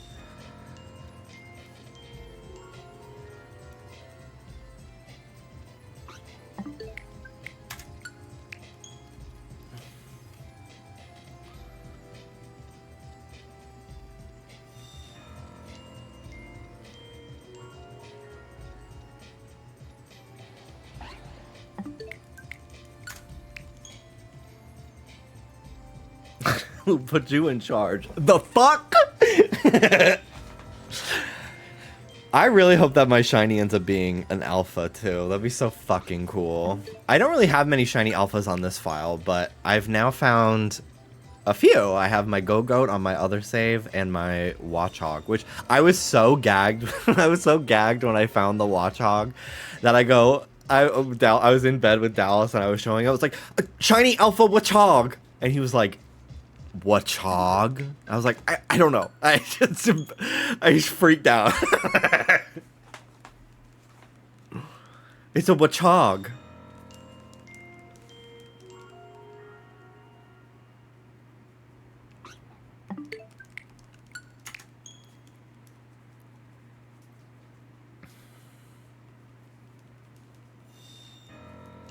They added SpongeBob to Sonic Racing. I haven't played as him yet.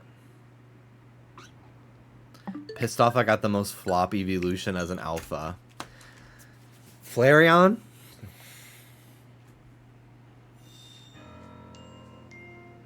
No, I saw it was Leafeon. Yeah, we're pretty bad shiny, but I do like Leafeon as a Pokemon. There are two types of gay people. Umbreon Espeon gays and Glaceon Leafeon gays.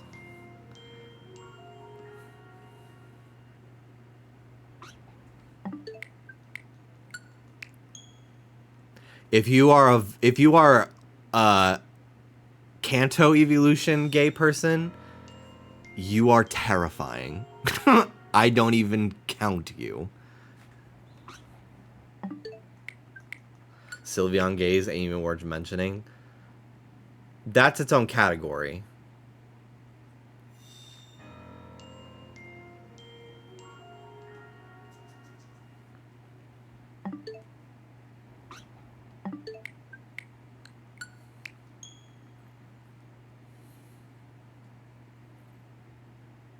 I don't think anyone hates Sylveon. Yeah.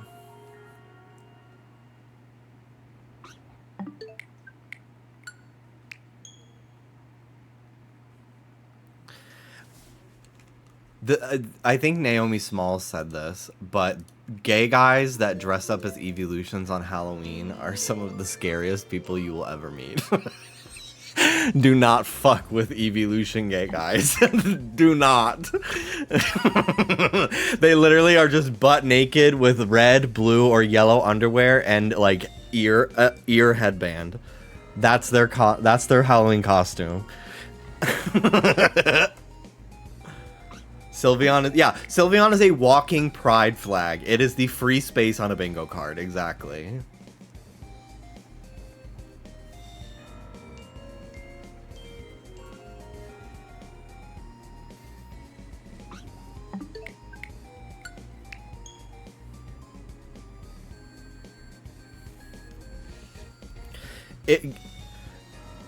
Gay guys that like the original evolutions probably haven't played a Pokemon game since Gen 3, and that's being generous. And the year prior, they probably dressed up in a couple's costume as Mario and Luigi for Halloween.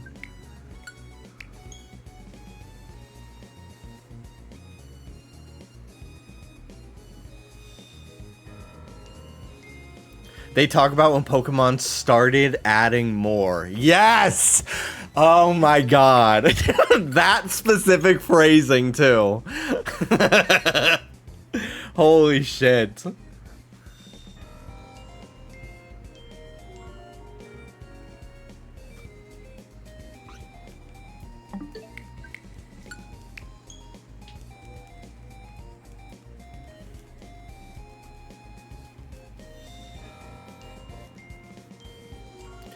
Gay guys that like the Jolteon, Flareon, and Vaporeon don't know what shiny Pokemon are.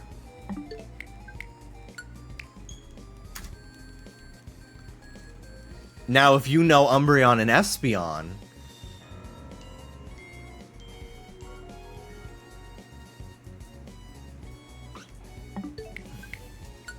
that's a different story. That's where real recognizes real. Motherfuckers will say Game Freak's running out of ideas, like Kanto didn't have a rock with arm, ball, upside down ball. And let me tell you, I love that purple sludge that just evolves into bigger purple sludge and has an angry expression. I do.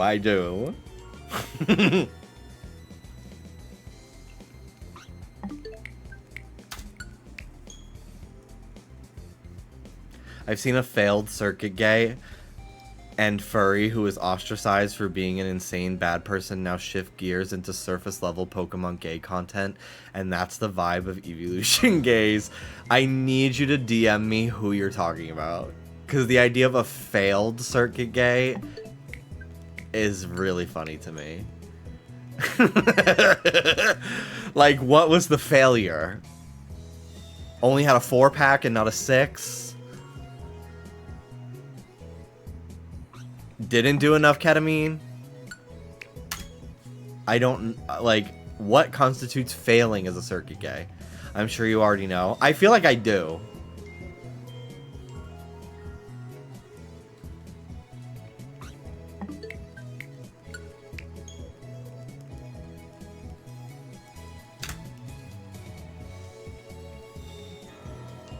I saw a TikTok today that was like being a straight girl with gay friends is crazy because you'll be going through the worst period of your life and a gay guy will text you, have you heard Zara Larson's new song? And then you say, I'm going through a lot right now. And they say, okay, but the looks though.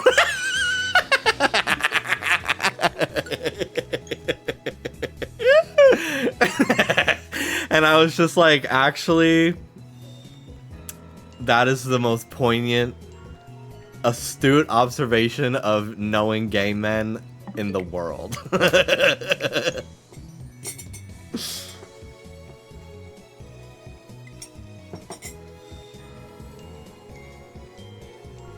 Do I count as a failed circuit gay because I tried to go clubbing regularly in college, but I could not stay consistently awake later than 10 p.m.? Well, it depends. Did you post about going to those parties on Instagram every single night to your Instagram stories? Because to me, what makes a circuit gay is someone that is constantly letting people know that they are at these events. Their whole content, their whole brand is the fact that they go to parties. Not inherently a bad thing. I'm oomfies with many, and they're nice people with senses of humor. But it is it is a brand of gay because of they are branding themselves as that.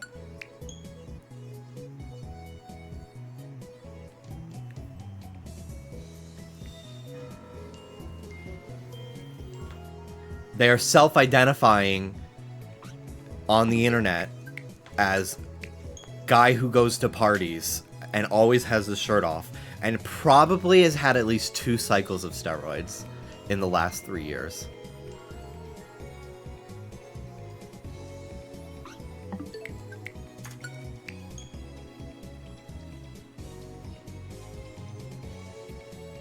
Do bi girls who like Flareon get a pass? I'll let the bi girls make your own rules.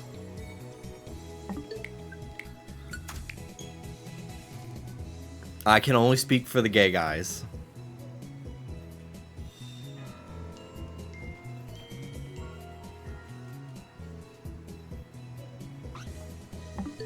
The Dubai girls. Most bi girls are Umbreon Espeon coded. T.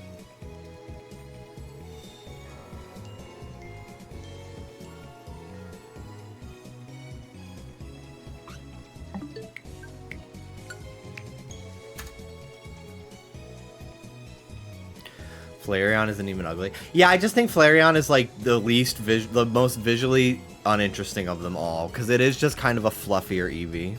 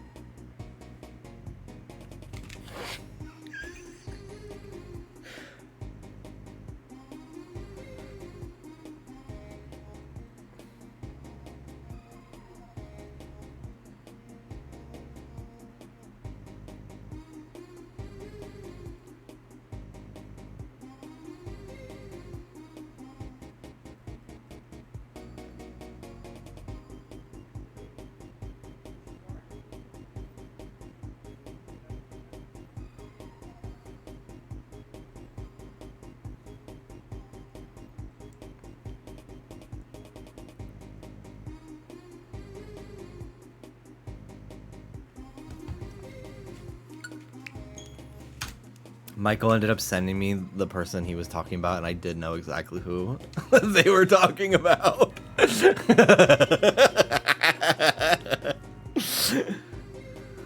But I'm not a fan of shit talking people, because on the internet I literally went off about how I think it's inappropriate, so I'm not really gonna talk about them by name, but I did think it was funny that I immediately knew exactly who he was talking about.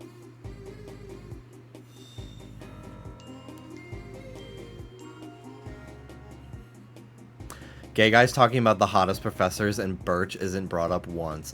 Oh my god. Gay guys acting like Professor Turo from Scarlet Violet was the hottest fucking Pokemon professor ever made. Even though Birch has existed for decades at this point. Even Sycamore, I'll let people fucking get away with, even though I'm not into him.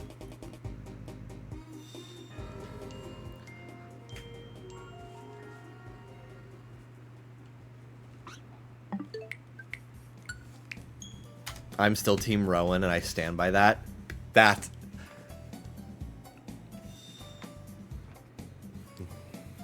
That grumpy old fuck. He's hiding a fat one. He's hiding a fat one. That's all I'll say.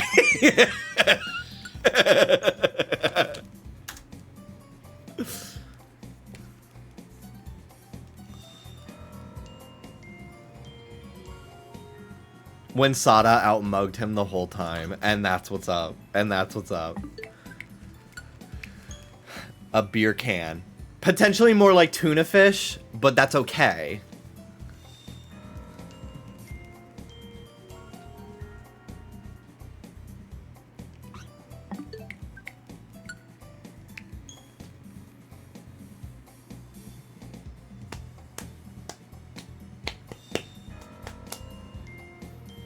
Dallas and I kept making fun of how every fucking, like, white guy with, like, shaved sides and a beard was like, did Game Freak just put me in this Pokemon game?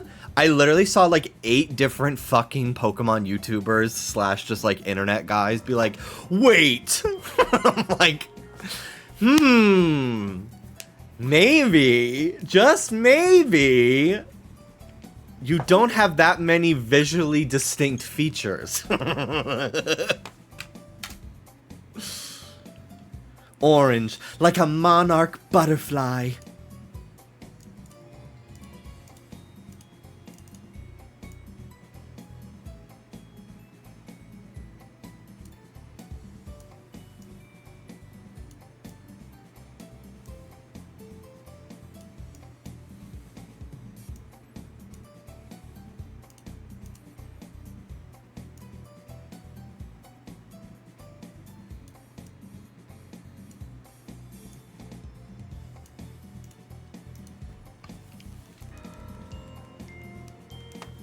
I think you're so funny. Thanks.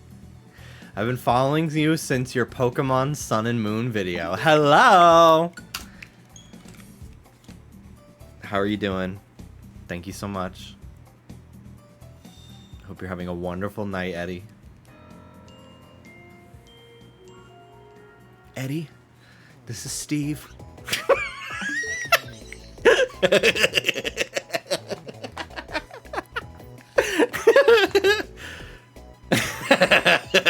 I was reminded of that fucking audio today.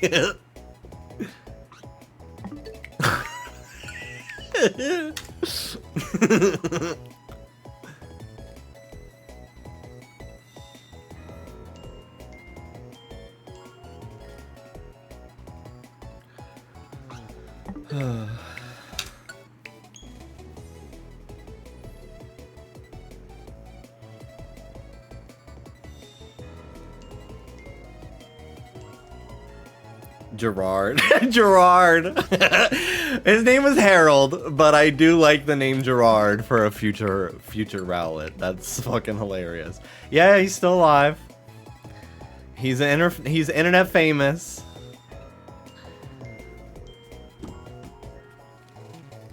He is in fact the Rowlet Groudon meme. That is my Rowlet. I took that photo. And it's just become a whole, it has its whole life of its own now, which is so wonderful. I need someone to make like a 1-hour recap of the entire series before heading into the finale. Literally look up Chronically Online Girl, Nicole Rafi. She literally has been doing that for each season. I haven't watched them. I plan to, but she was, I had never seen her before. I had heard of her, but she was a guest on Just Trish recently in one of the New York episodes, and she was so funny, and she loved Stranger Things. So, check it out.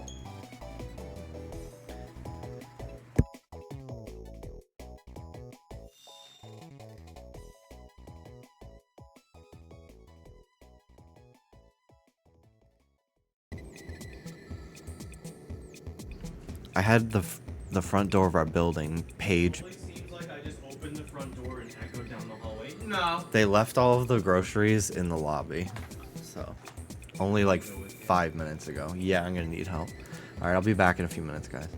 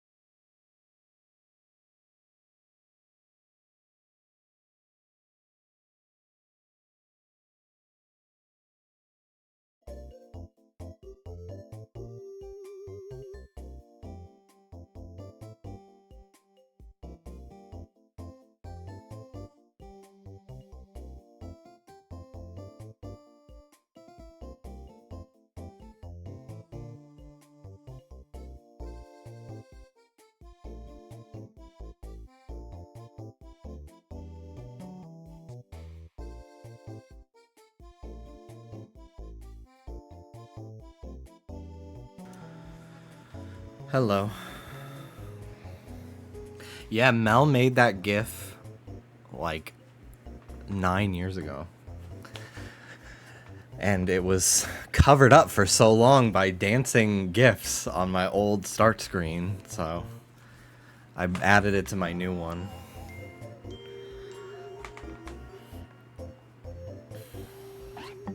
My mail was delivered to the wrong apartment. That's why it took so long. Because I looked at my front door, it wasn't there, so I went down to the lobby, it wasn't there. And then I was able to load. They did take a picture of where they left it. And thank God they did, because I would have been annoyed, because it was groceries, so they are perishable. But thankfully they were only left out for like 10 minutes, so it's not that big a deal. But I got my turkey, my fucking 20-pound turkey, and she is going to sit in the refrigerator for a few days to defrost. And yeah, tomorrow I'm going to spend some time going through everything I want to make and make a list of all the other groceries I need. I did buy some rosemary, some bacon, because I like to drape bacon over the turkey while it's cooking for the last like hour and let some of the juices really seep into it. I got some chives, some more butter, just stuff that like I really don't want to be sold out come a few days from now. So I'm gonna make another order either tonight or tomorrow with everything I really need. I'm gonna map out all the food I want to make. Exciting! I do love to cook. I really do. 9 years, I know. Yeah, Mel made it inspired by a bunch of my old like stream bumpers that I now feel compelled to share with all of you.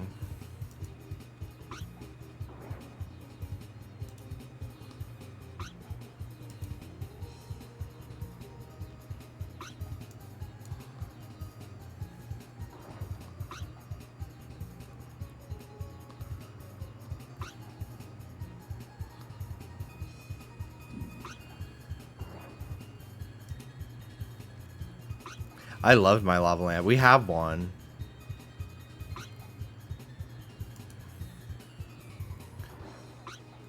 We have one in the living room.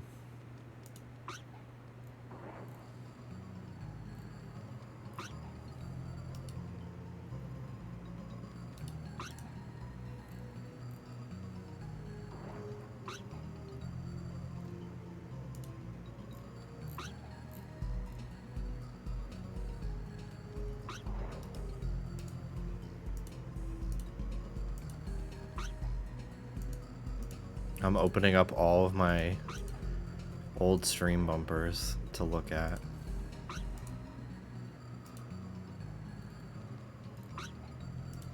These are so fun. I miss doing stuff like this.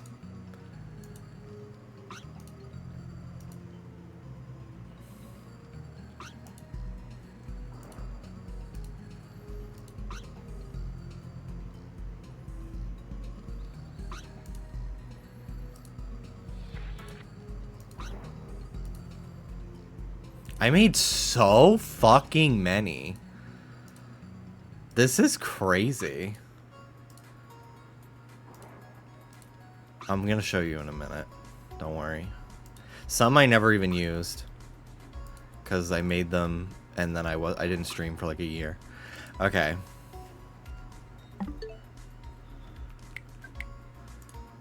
So first one, the classic, the OG, the lava lamp. When I found out how to do the fucking scan line effect in Final Cut, you could not stop my ass.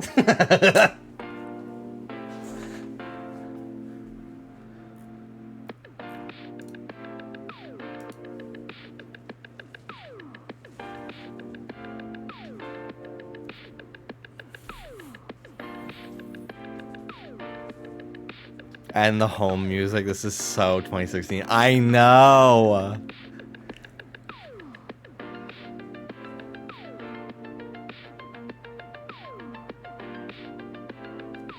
I fucking ate with this. I actually have great, like, I think I have really good, like, staging and, like, cinematography skills. Like, I have some good, like, I have a good eye, I will say, having made a lot of these. They're very aesthetic.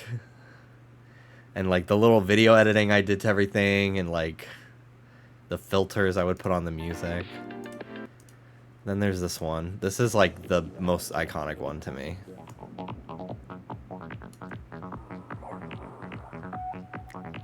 I fucking put my whole puss into this one.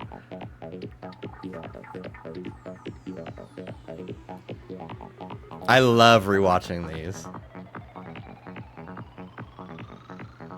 I didn't actually realize that the font for this is like pretty much what I use now. I didn't even realize that. I wonder if it's the exact same font. I think the E might be where it starts to be different. I don't know.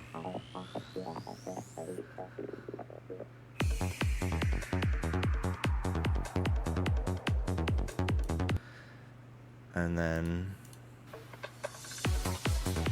there you go. This one is one that I made around Christmas. I still have this mug. I almost used it today.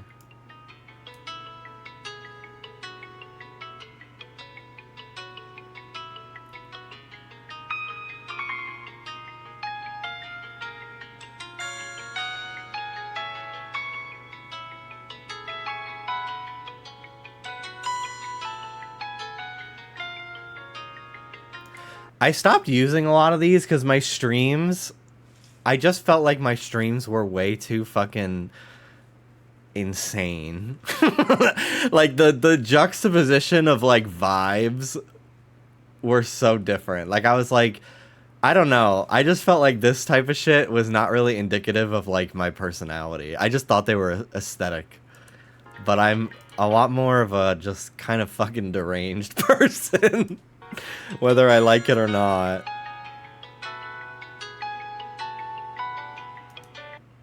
Let's see.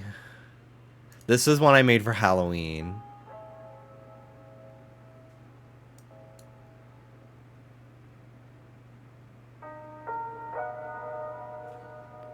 And I just found like stock footage of a field and made it look scary as fuck.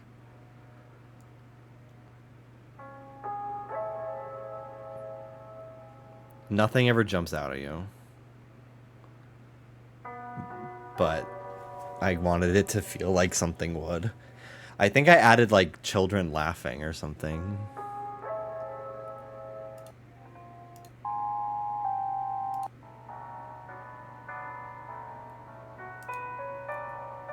I wish I knew what any of this music was outside of the two Undertale songs at the beginning.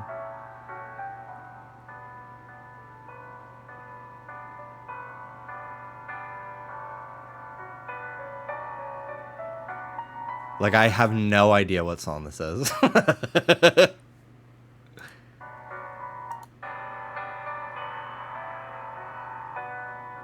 Might have been some, like, royalty-free music.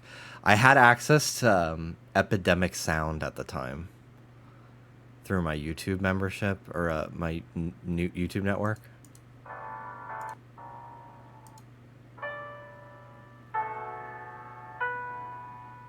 This is Minecraft. Ooh, it's spooky Minecraft. Let's see. Close this one, close this one, close this one.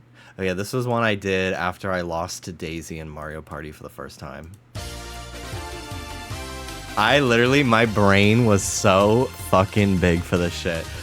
I still remember, like, watching this live watching this this VOD back and watching everyone like react to it in real time. It was so cool. So my stream starts as normal.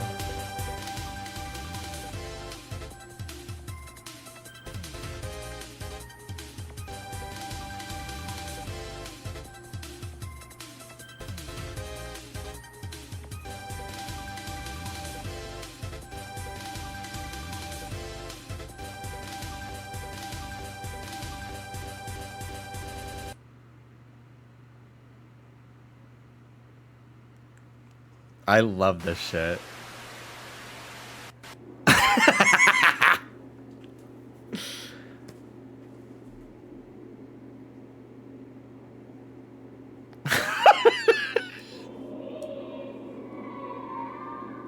And I found a bunch of Daisy voice lines from Mario Party games, and I played it backwards with like echoes.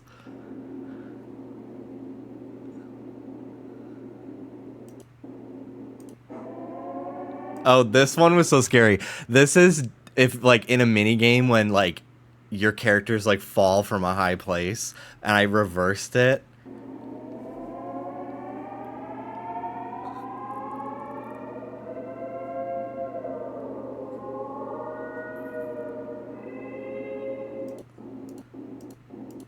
Oh wait, no.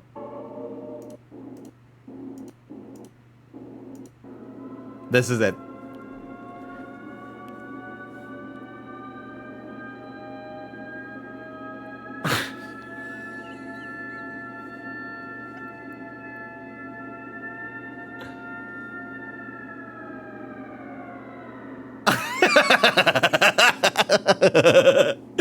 It's so scary.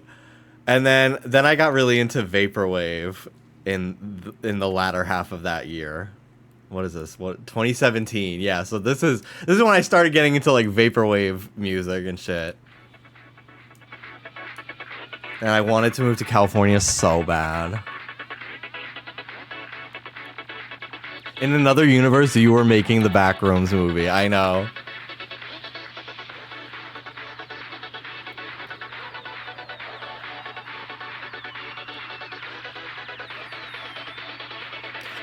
I honestly have such good taste in fonts.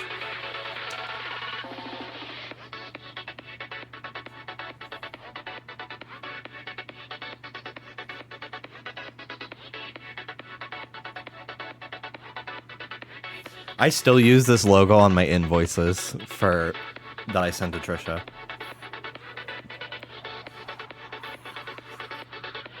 When it works, it works. The stars and all. And then this one is, I love this one. This is the old Windows screensaver. And I repurposed it. I was fucking doing CapCut before CapCut even existed, bitch. I could not find a GIF high quality enough. So I ended up just, I think, screen recording an actual episode of Sailor Moon and making it myself.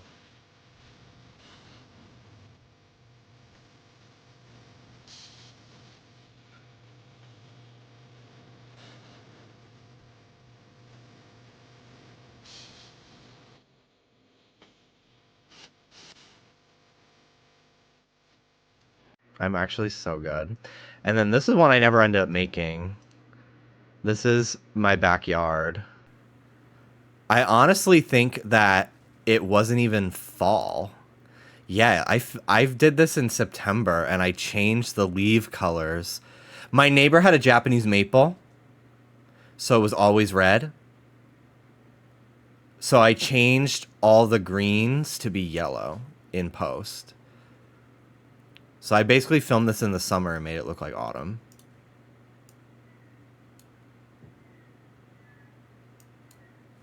We have the very absorbing story of a girl who was forced into a game of terror in which the dice were loaded with. God, I'm trying so hard to be artsy.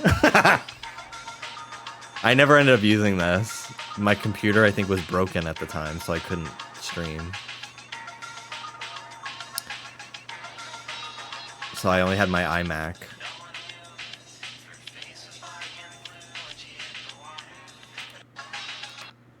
That's it. They're just supposed to be like static kind of things. This one I'm really sad I never got to use. I had made this whole diorama and everything.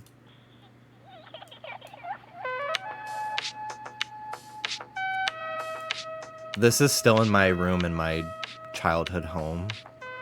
This little terrarium that I made. But yeah, I never ended up using this because I didn't have a streaming computer at the time for like 2 years.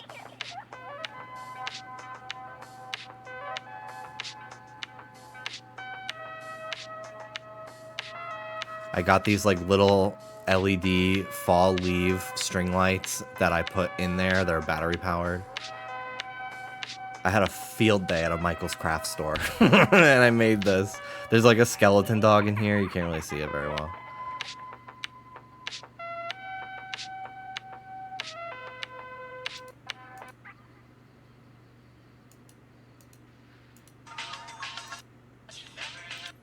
You should do a nostalgia era and use these. Honestly, some of these would be really great on this screen.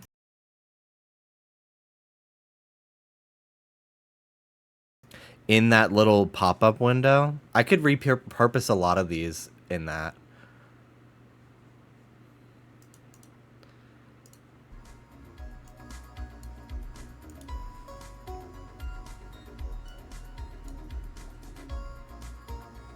What am I doing? This is playing. Okay.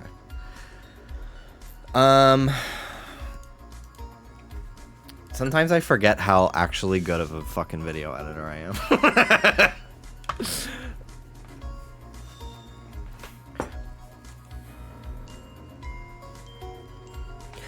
I don't know After Effects. I would love one day to learn After Effects, but it just feels like a completely fucking foreign language to me. It's a very intense program. I like the art of that freaked out Jimmy head. Yeah, I thought it was a nice touch for my like scary bumpers to like change the face a little bit to be spooky. That was done by my friend Tabby like almost 10 years ago now. Tabracadabra. Oh my god. I also have my own custom music that I finally used. So Nintendo was really big into copyright striking people back in like honestly up until like 2020, I feel like. So I got really nervous about using. There was this Animal Crossing song that I used in like every video because it was like I just felt like it matched my like tone of voice so well to like talk over, and it was like upbeat but not distracting. It's called Nook and Go from City Folk.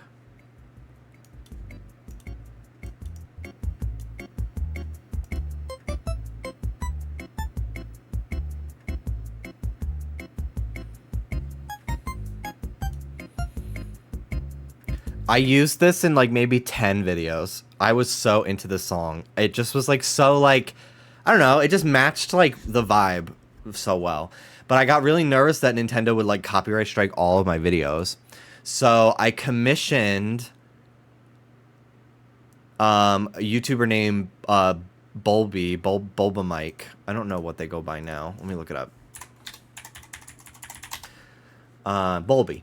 But yeah, they make really amazing like 8-bit and 16-bit music. They have some from Deltarune. I'll show their channel. But yeah, I commissioned them years and years ago.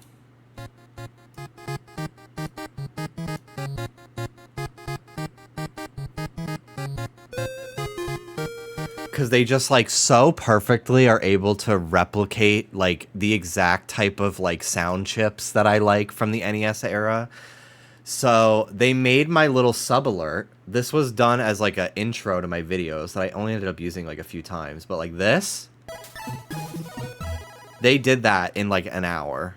Because I was like, hey, can you like make me a little intro tune?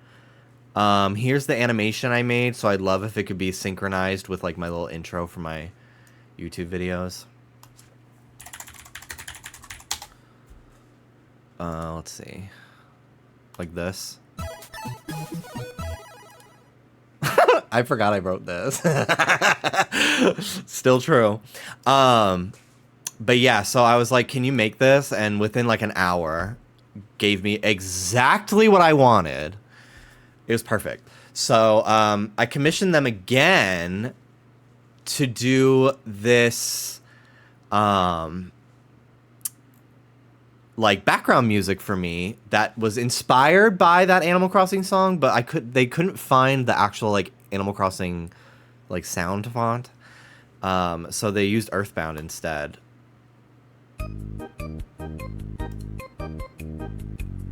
And I ended up using like a slightly pitched up, sped up version.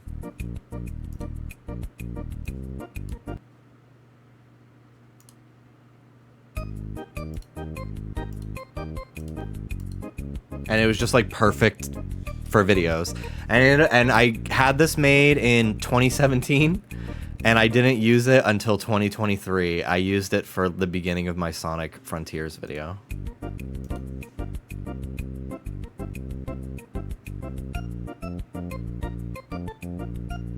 And it just loops like so easily.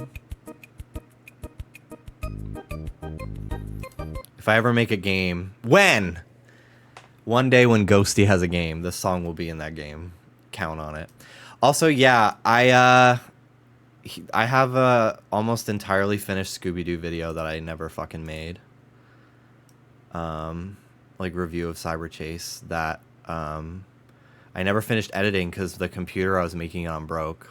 This is like all voiced and like mostly edited.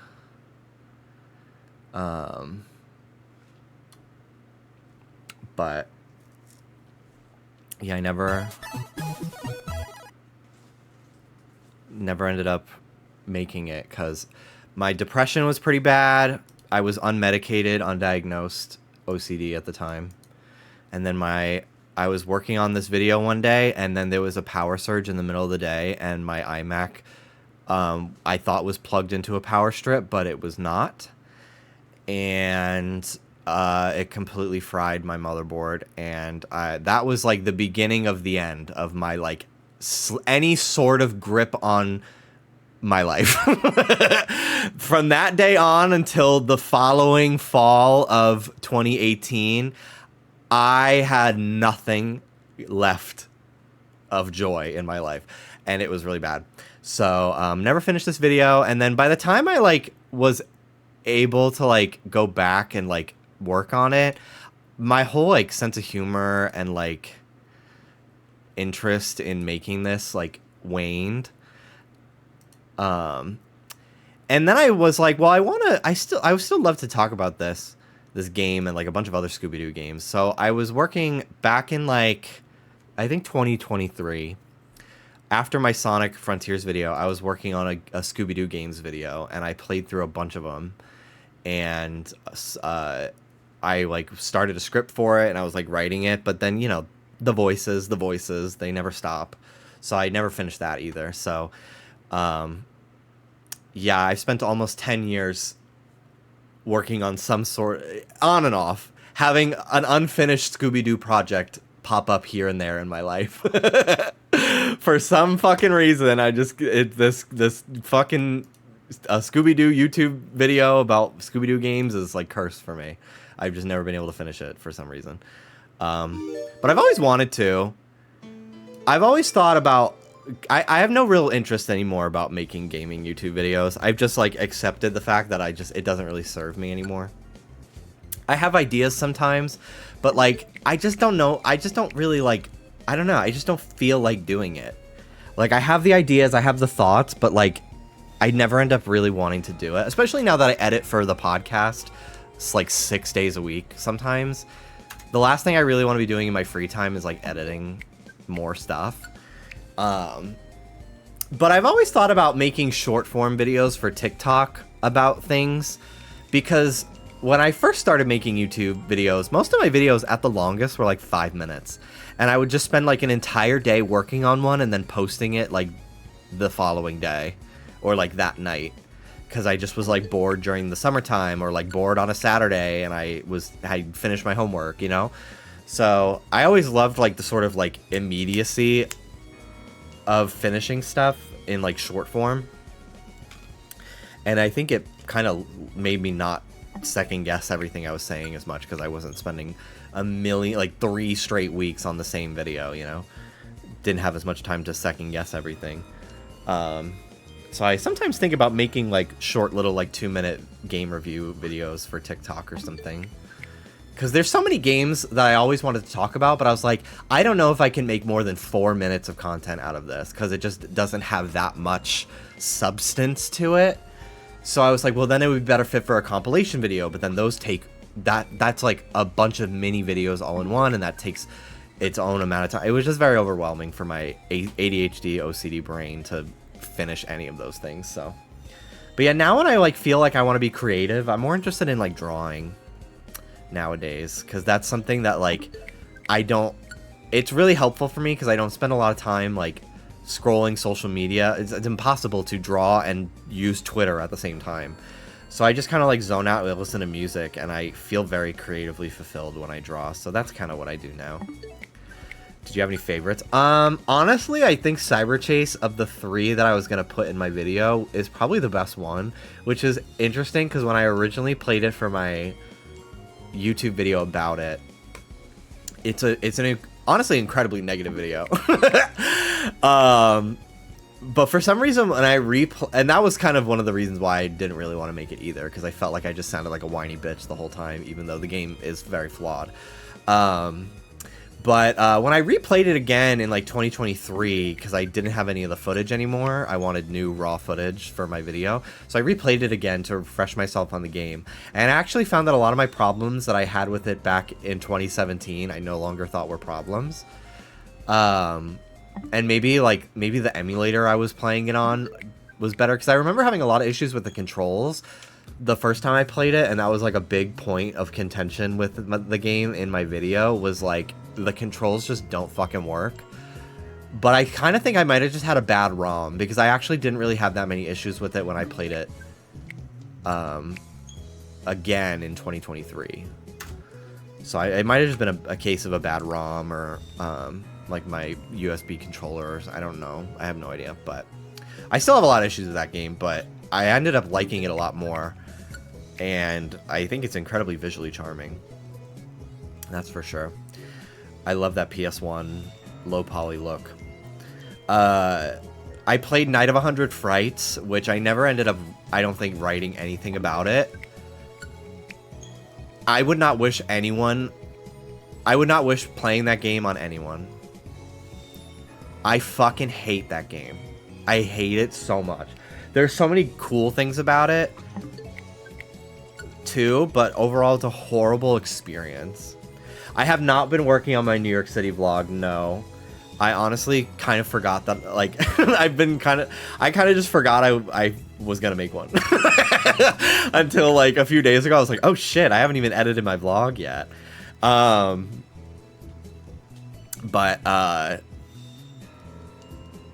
Yeah, so I'll probably work on it either, like, this week, maybe after Thanksgiving while I have a little time. Or I might just end up working on it after Christmas on my, like, 2-week break from the podcast, because I know for a fact I'm not going to have any work after Christmas. Just Trish Not Loveline will be taking a hiatus for 2 weeks for the holidays, so I know that'll be, like, my time where I have tons of free time. But yeah, I want to work on it while I still have, like, because, like, I was filming it, while I was filming stuff, I had ideas in my head for, like, little edits I want to make. And I want to work on it while I still have them in my head. Part of it is also, I had actually a really bad body dysmorphia on that trip. Which I stopped having the minute I got home. So I'm kind of like, I really don't feel like looking at that footage and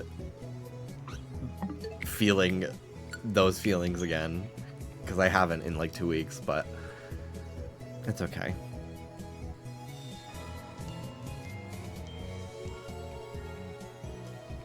if I ever vlog again, I definitely want to get like almost like a selfie stick, because I was constantly holding my phone way too close to my face and at somewhat unflattering angles because I couldn't hold it any other way. So if I ever vlog again, I'm gonna get like a nice little selfie stick for it. Feel a little bit more professional. But I thought I really got to work on it, because I actually think it's gonna be a very fun watch.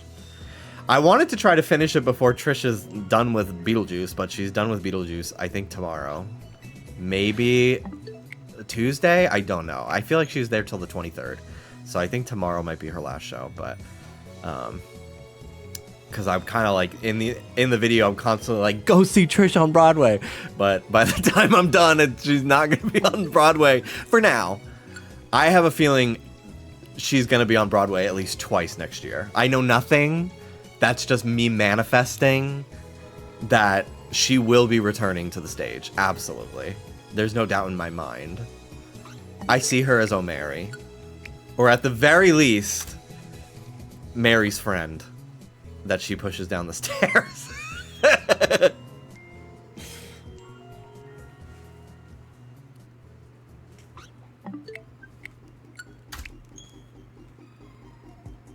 Just got a shiny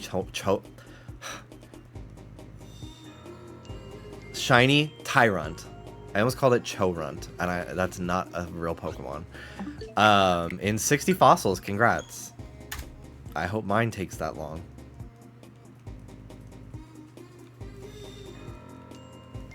Let's see, what's my iPad at? Wow, my iPad's at 63%. I'll actually be able to draw for a while tonight.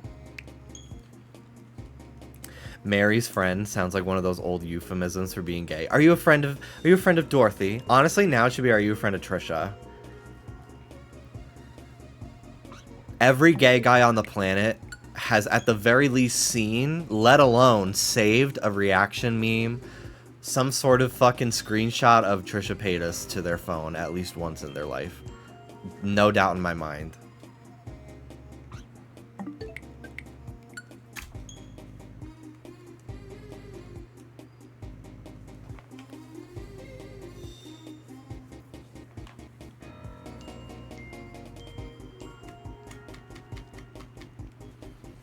I've seen her in that kitchen.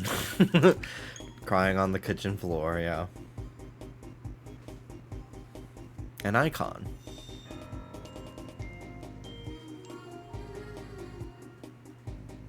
The gym in my apartment is open again.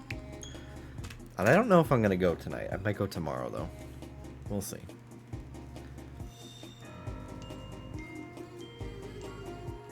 I need to charge my headphones. Let me do that now. While I'm sitting here and the cable is right next to me.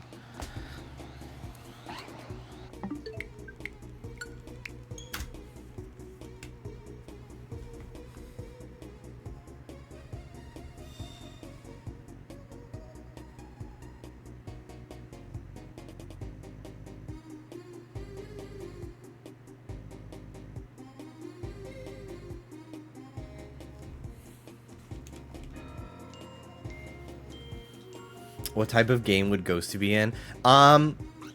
Honestly, I've been very inspired by, as much as I love like Deltarune and Undertale, I think I would be more interested in making a game with like battle mechanics, more like a Paper Mario. Because once I played Paper Mario like 2 years ago now, maybe 3, for the first time, it unlocked like facets of my brain that I never experienced before in terms of creativity. So I honestly think it would have a very Paper Mario battle system if I were to make one. But honestly, what I'm most interested in is having a game where you just walk around and talk to NPCs and they say funny things. That's really like the driving force behind my game.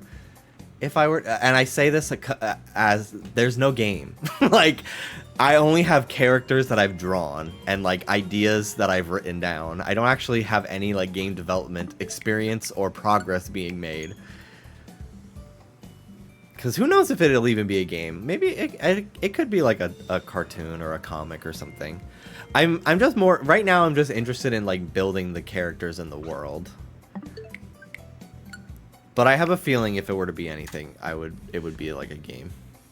Just because I do love games, and I find them to be a really fun method of storytelling.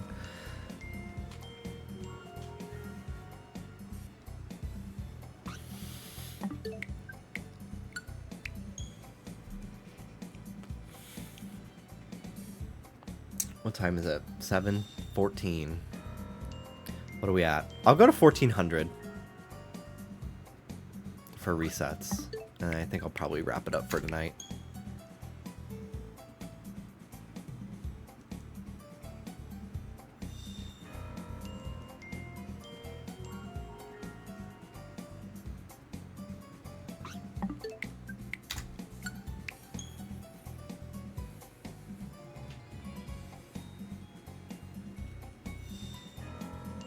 Where did the Fennec encounter go? Oh. Sorry, I moved it because I was showing videos. I've still been counting. Sorry. Kicked my desk.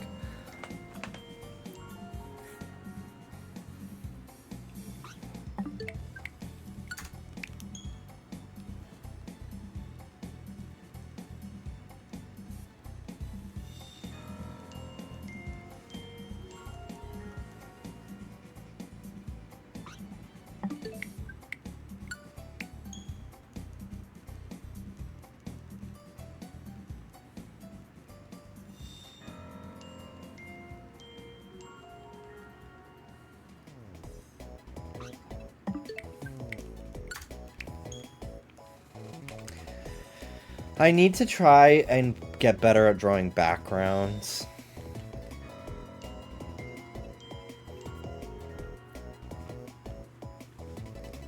Because I just would like that skill.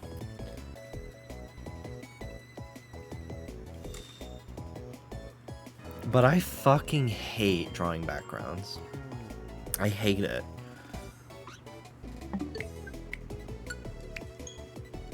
Like, I don't get joy from it at all.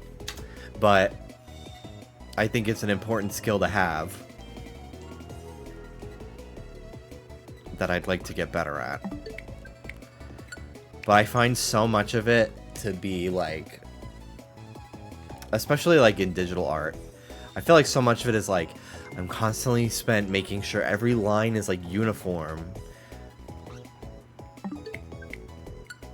to look the way I want. Whereas when I'm just like sketching or like even just doing line art for like a thing that I sketched out, I don't necessarily feel that way. I feel like I'm more relaxed.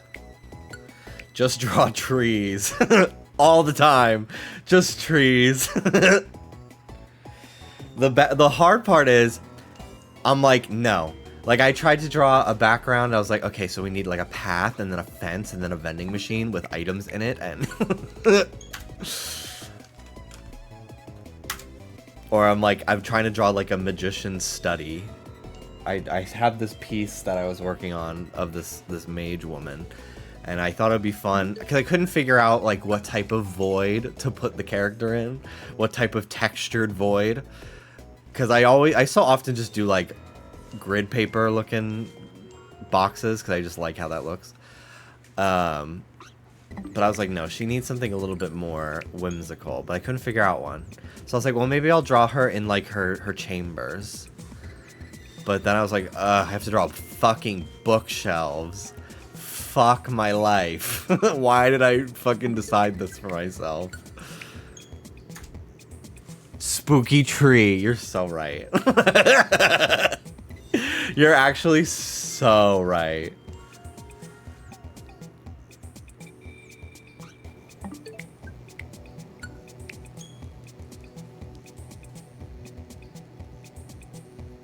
I drew a little friend that's gonna be like her little helper / student who learns magic from her, and his name is Pupil.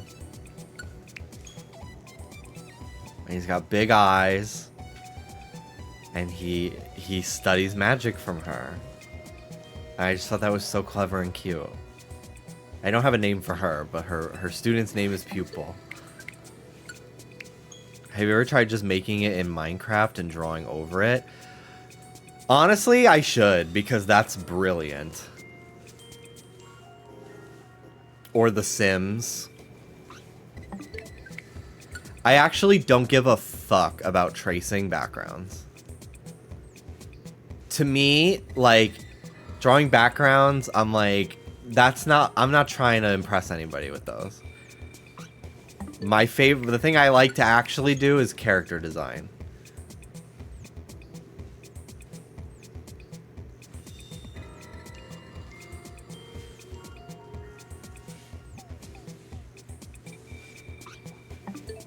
Tracing is how you learn, and that's so for real. I honestly don't have a problem with tracing unless you're like tracing somebody else's art and then also trying to like profit off of it. Because I don't honestly think anyone would trace my art. I don't feel like I'm like that, but like I don't even really have a problem if somebody was like, hey, yeah, like I did not know how to draw like this hand or something, so I traced yours. Like, whatever. I don't give a fuck.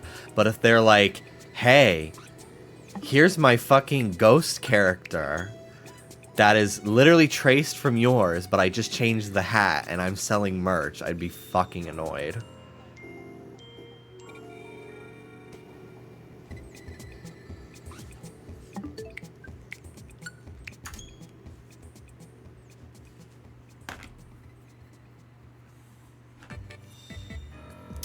When I was really young, there was a toy that basically projected the image onto paper. I had that. We could not get it to really work very well, but I did have that. It was like one of the few things that was like an as seen on TV product that my parents were like, yeah, let me call that number up actually and buy that.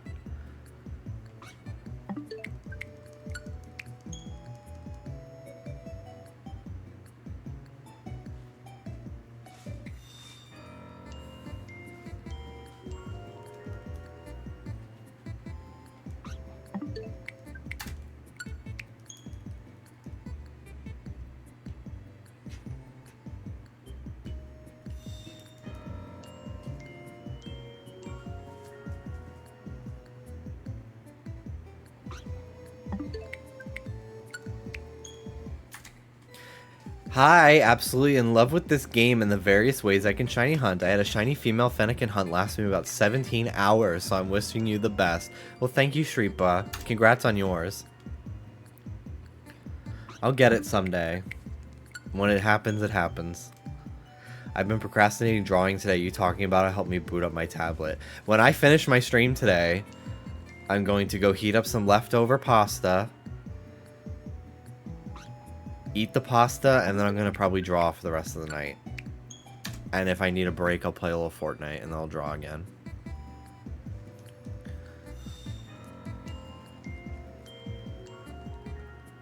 I also have to download some files to edit the podcast on Monday. Okay. Yeah. How are you feeling now? Better from the soup? Good. Did you take any medicine today? I took allergy medicine. Okay. I took like 6 of them all at the same time. Wow.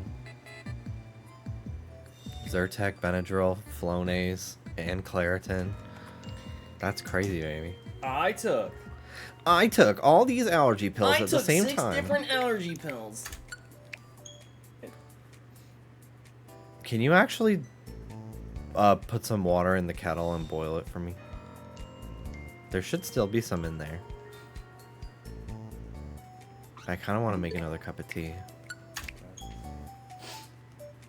Thank you. You know I'm the sick one, right? Yeah, well. You and your partner are adorable. Thank you. That's very kind of you. He's great. He's so annoying. Just kidding.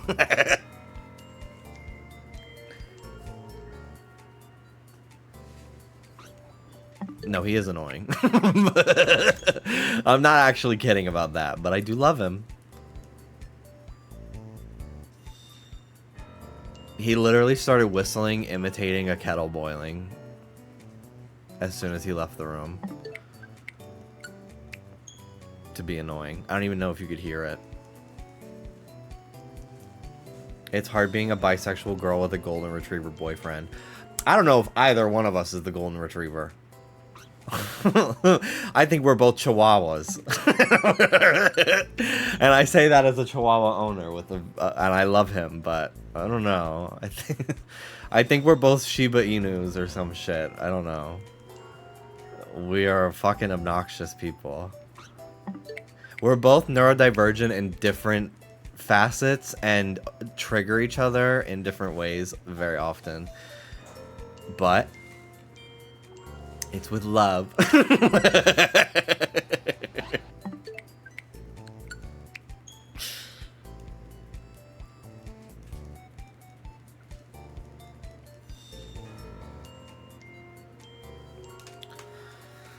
Chihuahuas love to be annoying and cause trouble and also sleep all day.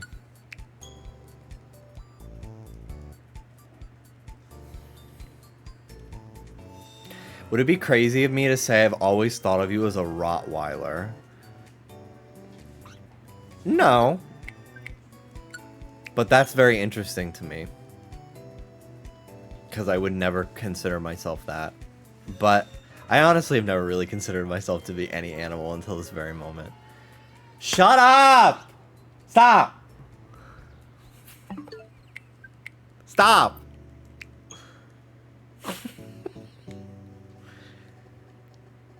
He's scream singing in the kitchen.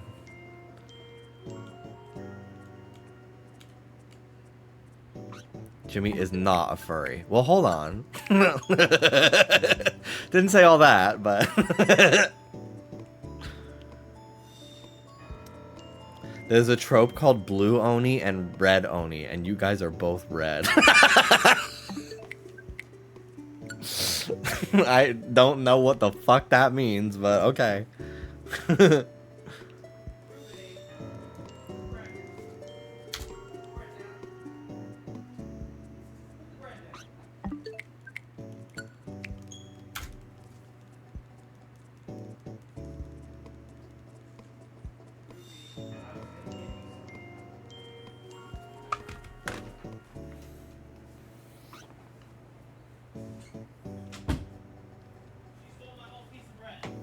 Well, why'd you leave it out?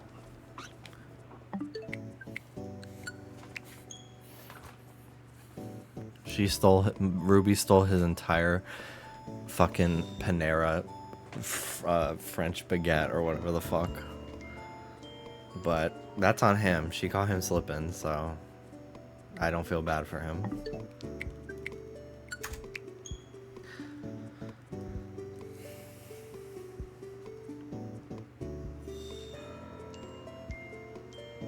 I've only been here for 10 to 15 minutes and I already feel at home. Home is where the heart is. I think Sapphire and Ruby or Sora and Riku. I definitely think Dallas and I are... I think Dallas is Ruby and I am Sapphire. For sure.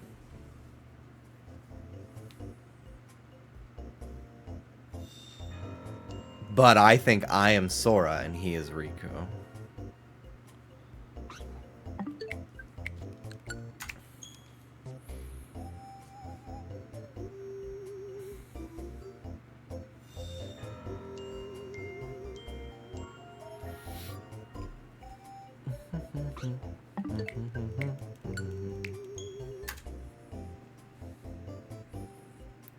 And Zendaya is Michi.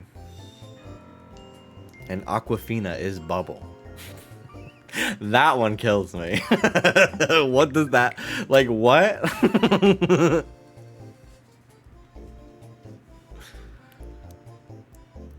And now I will never get that out of my head. Big guy. Big guy. SpongeBob, big guy. Pants okay. SpongeBob, big guy. Pants okay. Big guy. big guy.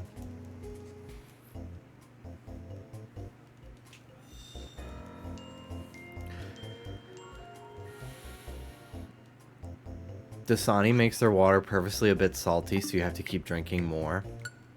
Yeah, I've always felt like I heard that. Dasani fucking sucks. It makes me... I do have a weird nostalgia for it, though, for some reason. Like, it makes me think of being in the back of my aunt's Subaru as a child. I think because it was the first time I had ever saw a Dasani bottle, and she just had one in the back seat. And it was also, like, the same color scheme as her Subaru. Today, Danny named a Pokemon for the whole alphabet, and then we asked him to do the same for women. I think I could. Maybe not. I think I would have trouble with the letter X, though. Unless Xtina Aguilera counts.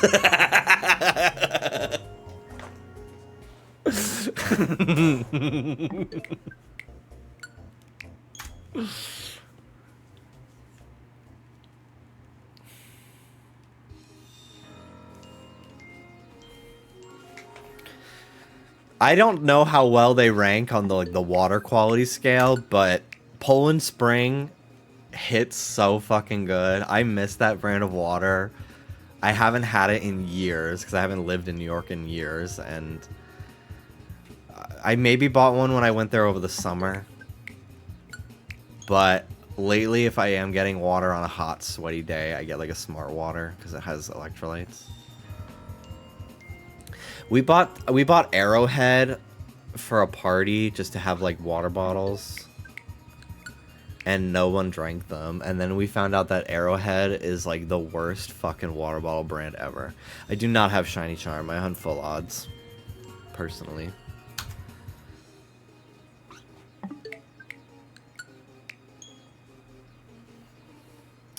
But yeah, I feel like Aquafina is another one of those brands. I feel like they do add a little bit of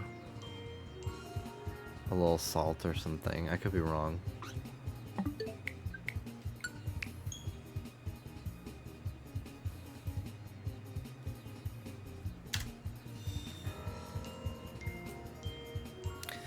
I ordered the entire set of Peach Riot Christmas ornaments today. I splurged. I said, you know what? I'm doing this for myself.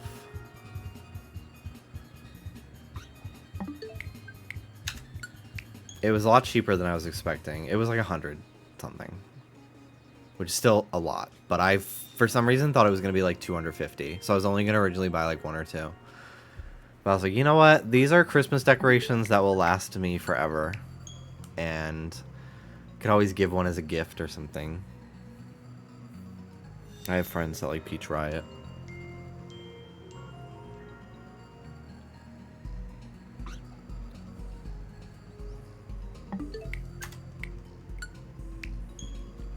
We haven't bought a little Christmas house in a few years. And I honestly don't know if we're gonna buy one this year. Because we just don't really have the room. That's really why. But for like 2 straight years when we like first started celebrating Christmas living together, we bought a Christmas house to like eventually build like a whole village, and we were gonna buy a new house every year, but we stopped after 2 because we stopped having room. And they're also I feel like they got so much more expensive. We should probably just go to Walmart, because we got one at Walmart that was like $5 and it was beautiful. And then I went to Michael's a few months ago and they were like 110. So I was like, what the fuck? Sorry, my ear is so fucking itchy right now.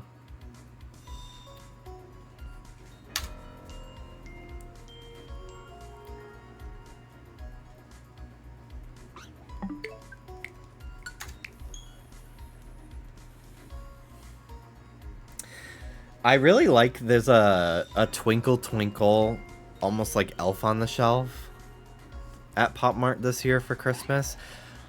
But it's like $80, so I did not buy it. I'm like, that's way too much for a plushie. If it was like 30, I would have got it. That's like the most I would have paid for that. 70 is crazy, because I don't even think it's that big. Oh, it's fucking huge? Okay, well, maybe I'll reconsider. Maybe I'll look at some videos of how big it is, if they show it on the TikTok Live or something. Because I do love Twinkle Twinkle. I really do. I think he's my second favorite. My third favorite Pop Mart character. First favorite is Labubu. Second is Peach Riot. You want me to give you tea? You want a new tea bag? Yeah, new tea bag, please. Thank you. You want 2 tea bags? No. You want 4 or 4? No. You want... Like 10? You ripped this off? No, it fell in and then ripped off. And you drank it on accident? Yeah, I drank the tag. Do you want me to leave this? It's like this one that's been Z-Momo. steeping in there, along with the new one. Or No, you just want just a brand new one is fine. new? Hey, you're getting the same one every time. It's like 3 feet tall. No way. Okay, that actually significantly changes things. I kind of want it now. I thought it was like this big. Like Labubu sized. Because sometimes they will charge like fucking $50 for Fallen Wild. Give me a break. I got mine before the price increase, but...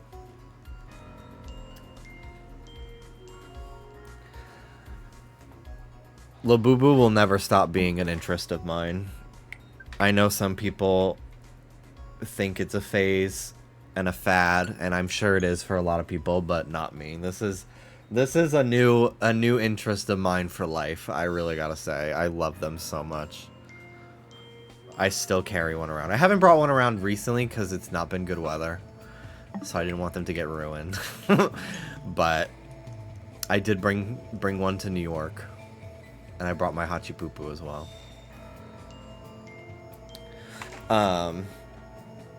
But yeah, I like them.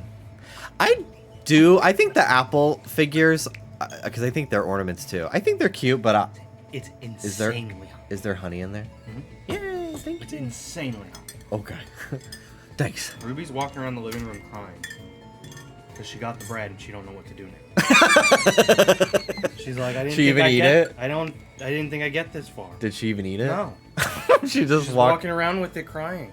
She's like, oh no. That's so I'm fucking like, silly. you can have it. It's bread. You can have it. I don't fucking care. And she's just looking at me like, there's something wrong. She coming in here with it? No. Take it from her. I don't want her to have it. Thank you. Sent me a video. Okay, let's see.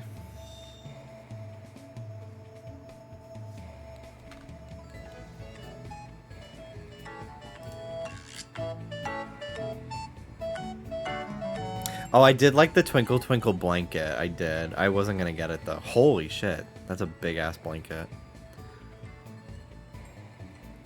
I just fear the dogs would like stink it up or something, so I just... Oh my god, it's huge! Okay, wait a damn minute. Wait a minute! Oh my god, it's like a baby! It's like a toddler, like a 3-year-old child. That's so crazy. Okay, 70 kind of seems like a bargain for something that big. I may reconsider. Maybe in like 2 weeks. Next, when I get paid again. That'll be my little treat. Maybe Dallas and I can go halvesies on it. Because it's for the living room. Oh, God, I want it.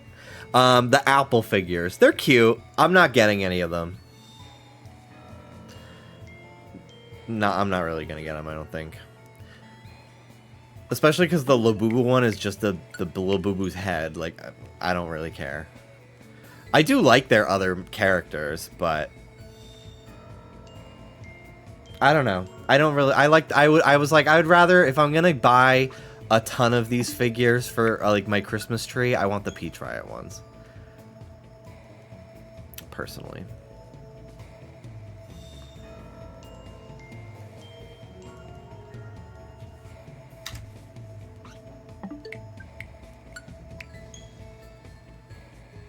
IDK if apples are a holiday thing somewhere else, but it feels kind of random. I think it's just supposed to be like fall vibes. To me, it's more of like a Thanksgiving set, because like apple pie, that they are also like pitching as Christmas for places that don't celebrate Thanksgiving. So that it's like, oh, you can put it on your tree though. Like, to me, it's just like an autumnal set, rather than like it's Christmas. Because I do think like when I do think of like this time of year, I do think of apples and pumpkins. Apple picking is a pretty big thing this time of year. I know you're from Arizona, so you may not be familiar with the practice, but I grew up going to like an apple orchard as a kid, and we'd pick apples, and it's like a thing that people do in the fall time in like the East Coast and the Northeast and stuff. Shiny Alpha Bellsprout. This shiny charm is literally crack. That's kind of why I don't want it. Like, I haven't gotten it in any game in years anyway, but I don't know, there's I feel like they almost show up too often, that it doesn't feel like magic to me personally. I want to experience fall one day. It's been pretty autumnal here in LA this past week. It's been raining every day, meaning it's been very cold and overcast. And it's been wonderful. But I do think like New York, Massachusetts, something like that is probably the best place to experience fall weather. I would love to go to Maine in the fall someday. Maine, Vermont. I've always wanted to go to Salem, Massachusetts as well, but it's become increasingly popular this time of year, especially like in October, and it's like, it seems like an overstimulating nightmare to go there, so I don't know if I'll ever go. TikTok really made a lot of those kinds of places insanely popular tourist destinations. Like, it was already obviously a very famous place to go, but now it's like full of clout demons, so it's like a completely different vibe than just like regular tourism. Come with me.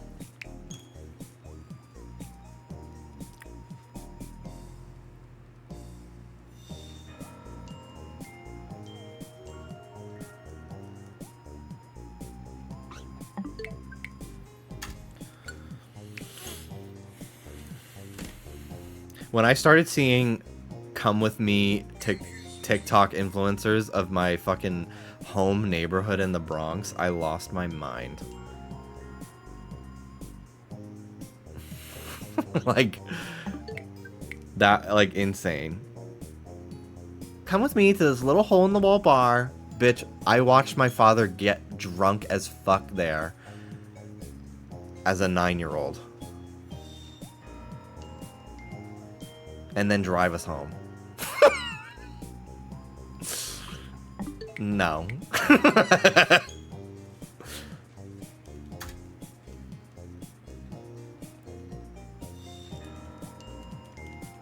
Hello, Hella.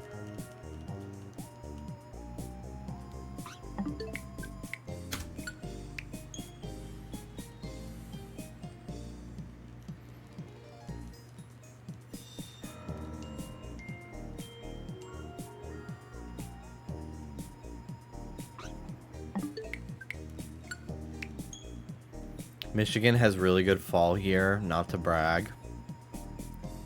Yeah, I feel like I've heard that. I feel like that's near the lake, Michigan. I feel like anywhere around the Great Lakes is probably beautiful in the fall.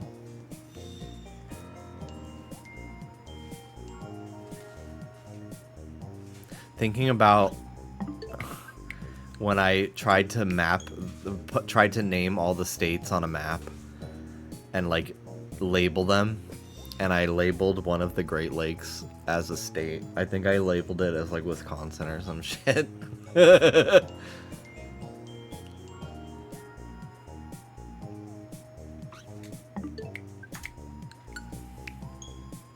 I was the child left behind.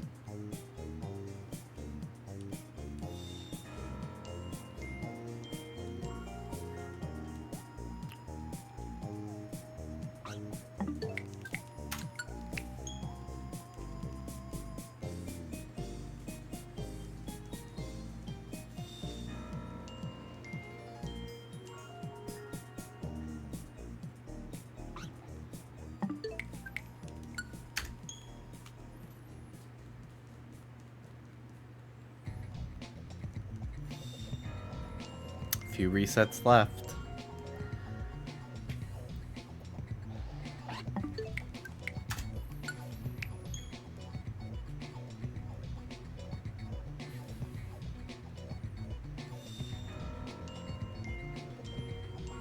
One of my history classes in high school, our final was to draw the world map from memory, and I deadass forgot Australia. That's hilarious. Are you from there? Because if so, damn.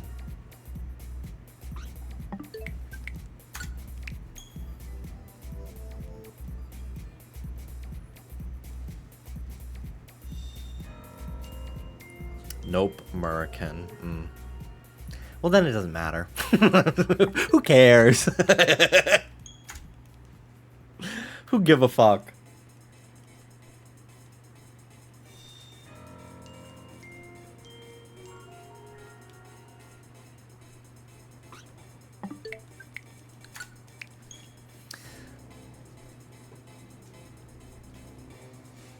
I love the idea of creating blind box figures of all of my OCs one day, and then the idea of someone just constantly getting dupes of Tiffica and getting really fucking annoyed by it.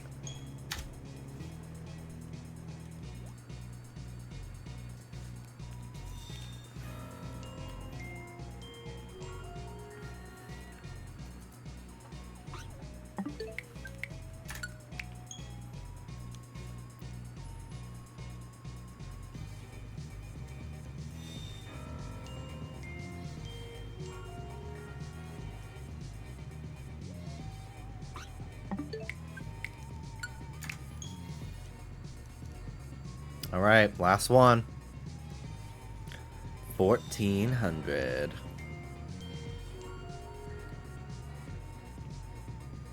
Womp womp. Okay.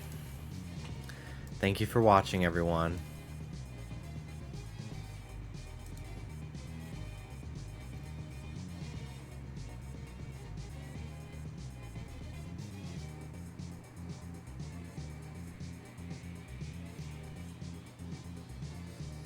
I'm gonna raid my friend Taylor.